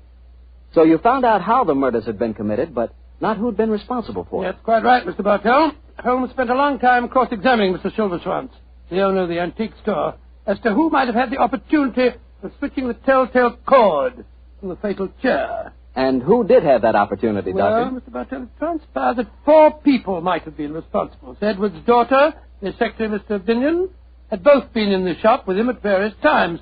So had the butler, Travers. The 4th suspect was Sir Edward's eccentric brother, Peregrine, who it appeared had dropped into the shop the day after the purchase had been made. With this last information, Holmes became very excited and launched into eager preparations, which ended a few hours later when we found ourselves disguised as furniture removers, driving a van along a quiet country lane near Dorking as we approached the house of Sir Edward's brother, Peregrine. There's the house, Watson. Ramshackle-looking place, isn't it? Yes, extremely so. Why are you so morose, my dear chap? You've hardly spoken a word on our drive down here. You never told me anything. Why are we trundling off into the wilds of the country disguised as furniture removers and carrying the harmless chair with us? Surely the reason is transparent, old chap? Yes, it's just about as transparent as Doc stocking full of hot tripe. Oh, my dear Watson. Surely it's obvious that we're up against an extremely cunning murderer. Now, what advantage accrues to him in using the Malapiero chair? An alibi, of course. He's nowhere near the place where the murder happened. Precisely. Apply your logic a little further. 3 of the suspects, the daughter, Mr. Binion, and Travers, the butler, live in the house and would almost certainly have been present at the time of death. Therefore, who gains most by such an alibi? Well, the brother, Perkins. Elementary, my dear Watson. Now you see why we trundled off into the wilds of Dorking. Well, that must be Perkins standing up at the porch. You see, he's a funny-looking fellow. Oh, my lead, Watson. Good afternoon, Governor. You fellows must have come to the wrong house. You were Mr. Pettigrew Irvine, ain't you, Governor? Yes. And we come to the right house. All right. Come on, Bertie, give us a hand. Right to you or our feet. What the devil are you unloading an armchair? Come on, get over there, Charlie. You drop it on my foot, Bertie. Look at it. Easy does it. Come on, Bert. That's right. I got it. All right. Let her down easy now on the porch here. There you go. That's it. Give me the crickets. Ain't that a pretty chair, Governor? Bertie and me was admiring it on our way down here. Oh, blimey, it's off a nice chair. But who told you to bring it here? Orders, Governor. Mr. Silver Snitch, whatever his name is, told us your brother didn't want the chair and said as how we was to bring it to you. But my brother's dead. Mr. Silver Snitch said he gave the order before he died. Mind if I sit down in it, Governor? Oh, no, of course not. Cool, lummy. Bit of all right, isn't it? Look at him laughing. Who wish me old Trouble and Strife could see me now? Trouble and Strife? Yeah. Trouble and Strife. That's my wife, Governor. Here, sit down yourself, sir. Come on, go on. Sit down, try it. Go on, Governor. Take the weight off your plates of meat. What barbaric jargon do you speak? What on earth are plates of meat? Plates of meat is feet, Governor. That's rhyming slang. That's right. Rhyming slang. Go on, sit down in it. Go on. Oh, I'd very well. There now. Ain't that comfortable? Yeah, go on. Run your hands over the arms, Governor. Ain't that carving pretty? Ain't it just ducky? Yes, it is. But I don't want the wretched thing. There's been some mistake. So you'd better take it back to London and tell them to sell it. I don't want anything of my brother. Jumping Joseph. Fancy we don't want to sit in a nice chair like this, Governor. But you're the one that gives the orders around here. Come on, Bertie. Come on, get your back into it. All right, Alfie. Let's get back in the van. All right, come on. Alfie. Away we go. Oh, bless your heart, Governor. We don't worry about that sort of thing, do we, Bertie? Of course not, Alfie. We had a nice drive in the country anyhow, didn't we? That's right. Let's get these old horses going. Good day, Governor. Good day, Governor. Good. That was a false trail, Holmes. Obviously, he knew nothing about the chair. He thought it was perfectly harmless. And as indeed it was. That the murderer would have thought it fatal. I've slipped up in my reasoning somehow. Oh, but of course. Oh, what a fool I am. We must get back to London as fast as these tired nags can take us. Come on, get up there. Get up. What's the next move, Holmes? Back to Edward's house and the staging of a little drama that I'm sure will give us the final answer to this problem.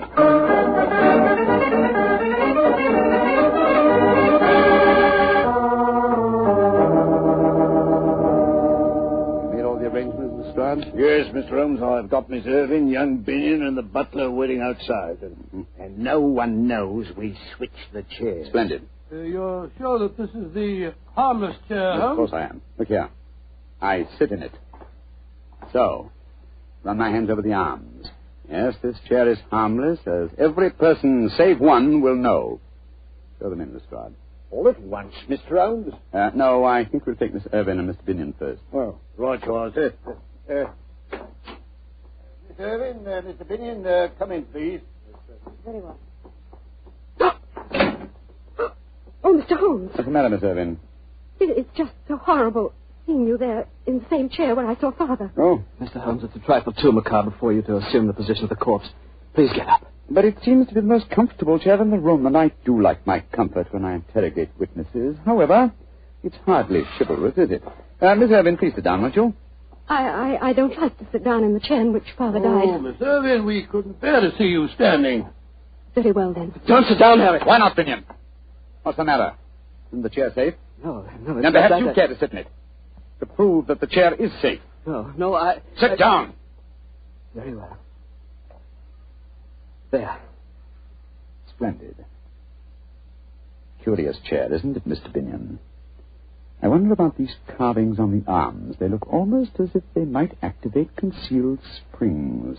I wonder what would happen if I... No, for heaven's sake, Mr. Holmes, you're trying to kill me. Kill you? Then you know how Sir Edward and the policeman were murdered, eh? I knew it must have something to do with the chair. You knew more than that, Robert. You planned it. I remember now that when we went to the shop, you... Quiet, Harry! Come back here, you! No, Watson, don't go after them. The Lestrade will stop him. In any case, the police are at the door. Oh, I'm tired. I think I'll sit in this rather fateful armchair. So it was young Binion all the time, eh? Yes, and he all but outsmarted me. I reasoned that somehow the murderer must have intended the device of this chair to clear him. And suddenly I saw the real motivation. How better establish his innocence than seeming to be obviously guilty, and yet leaving a trail whereby an astute deduction could seem to clear him. Yes, it was his idea that Miss Irving came to you. He used you as a cat's paw. That's right, Watson. I'm afraid this whole case is a rather humiliating experience for me. Well, why do you say that? Lestrade had arrested the right man in the first place. Oh, my dear Watson, I shall never hear the end of this. Never.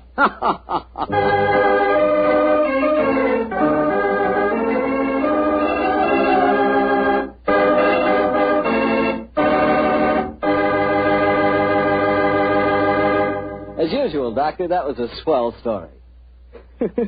Imagine Lestrade accidentally arresting the right man. Well, he had that one coming to him. Poor fellow, he'd been outwitted by Holmes so many times he was beginning to get an inferiority complex.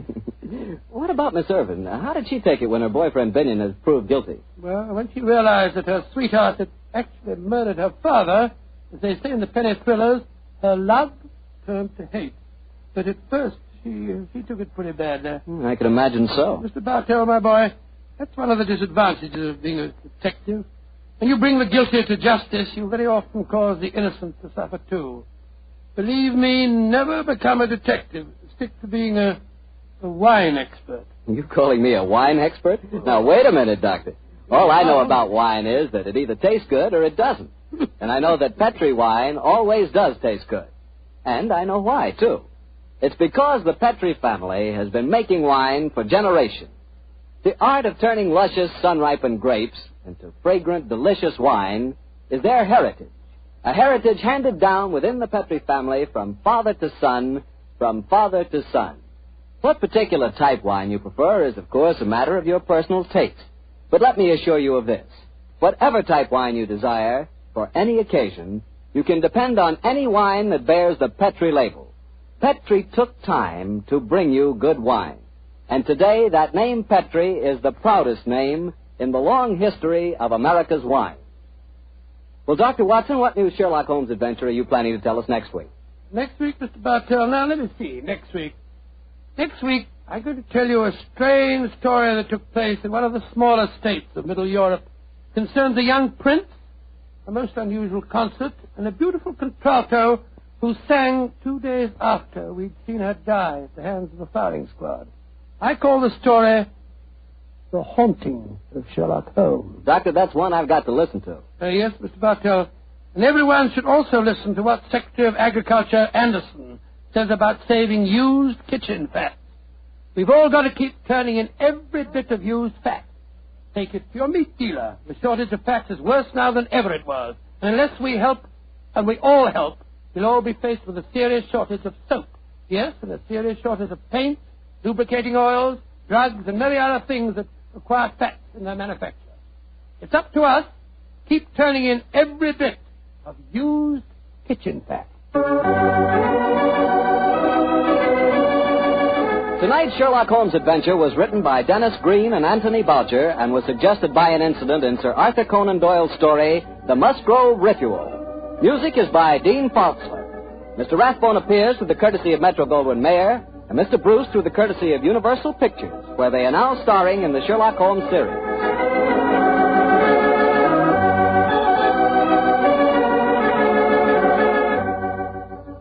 The Petri Wine Company of San Francisco, California, invites you to tune in again next week, same time, same station. Sherlock Holmes comes to you from our Hollywood studio.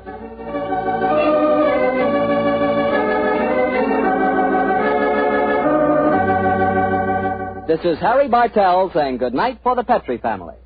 For a solid hour of exciting mystery dramas, listen every Monday on most of these same stations at 8 o'clock to Michael Shayne, followed immediately by Sherlock Holmes. This is the Mutual Broadcasting System.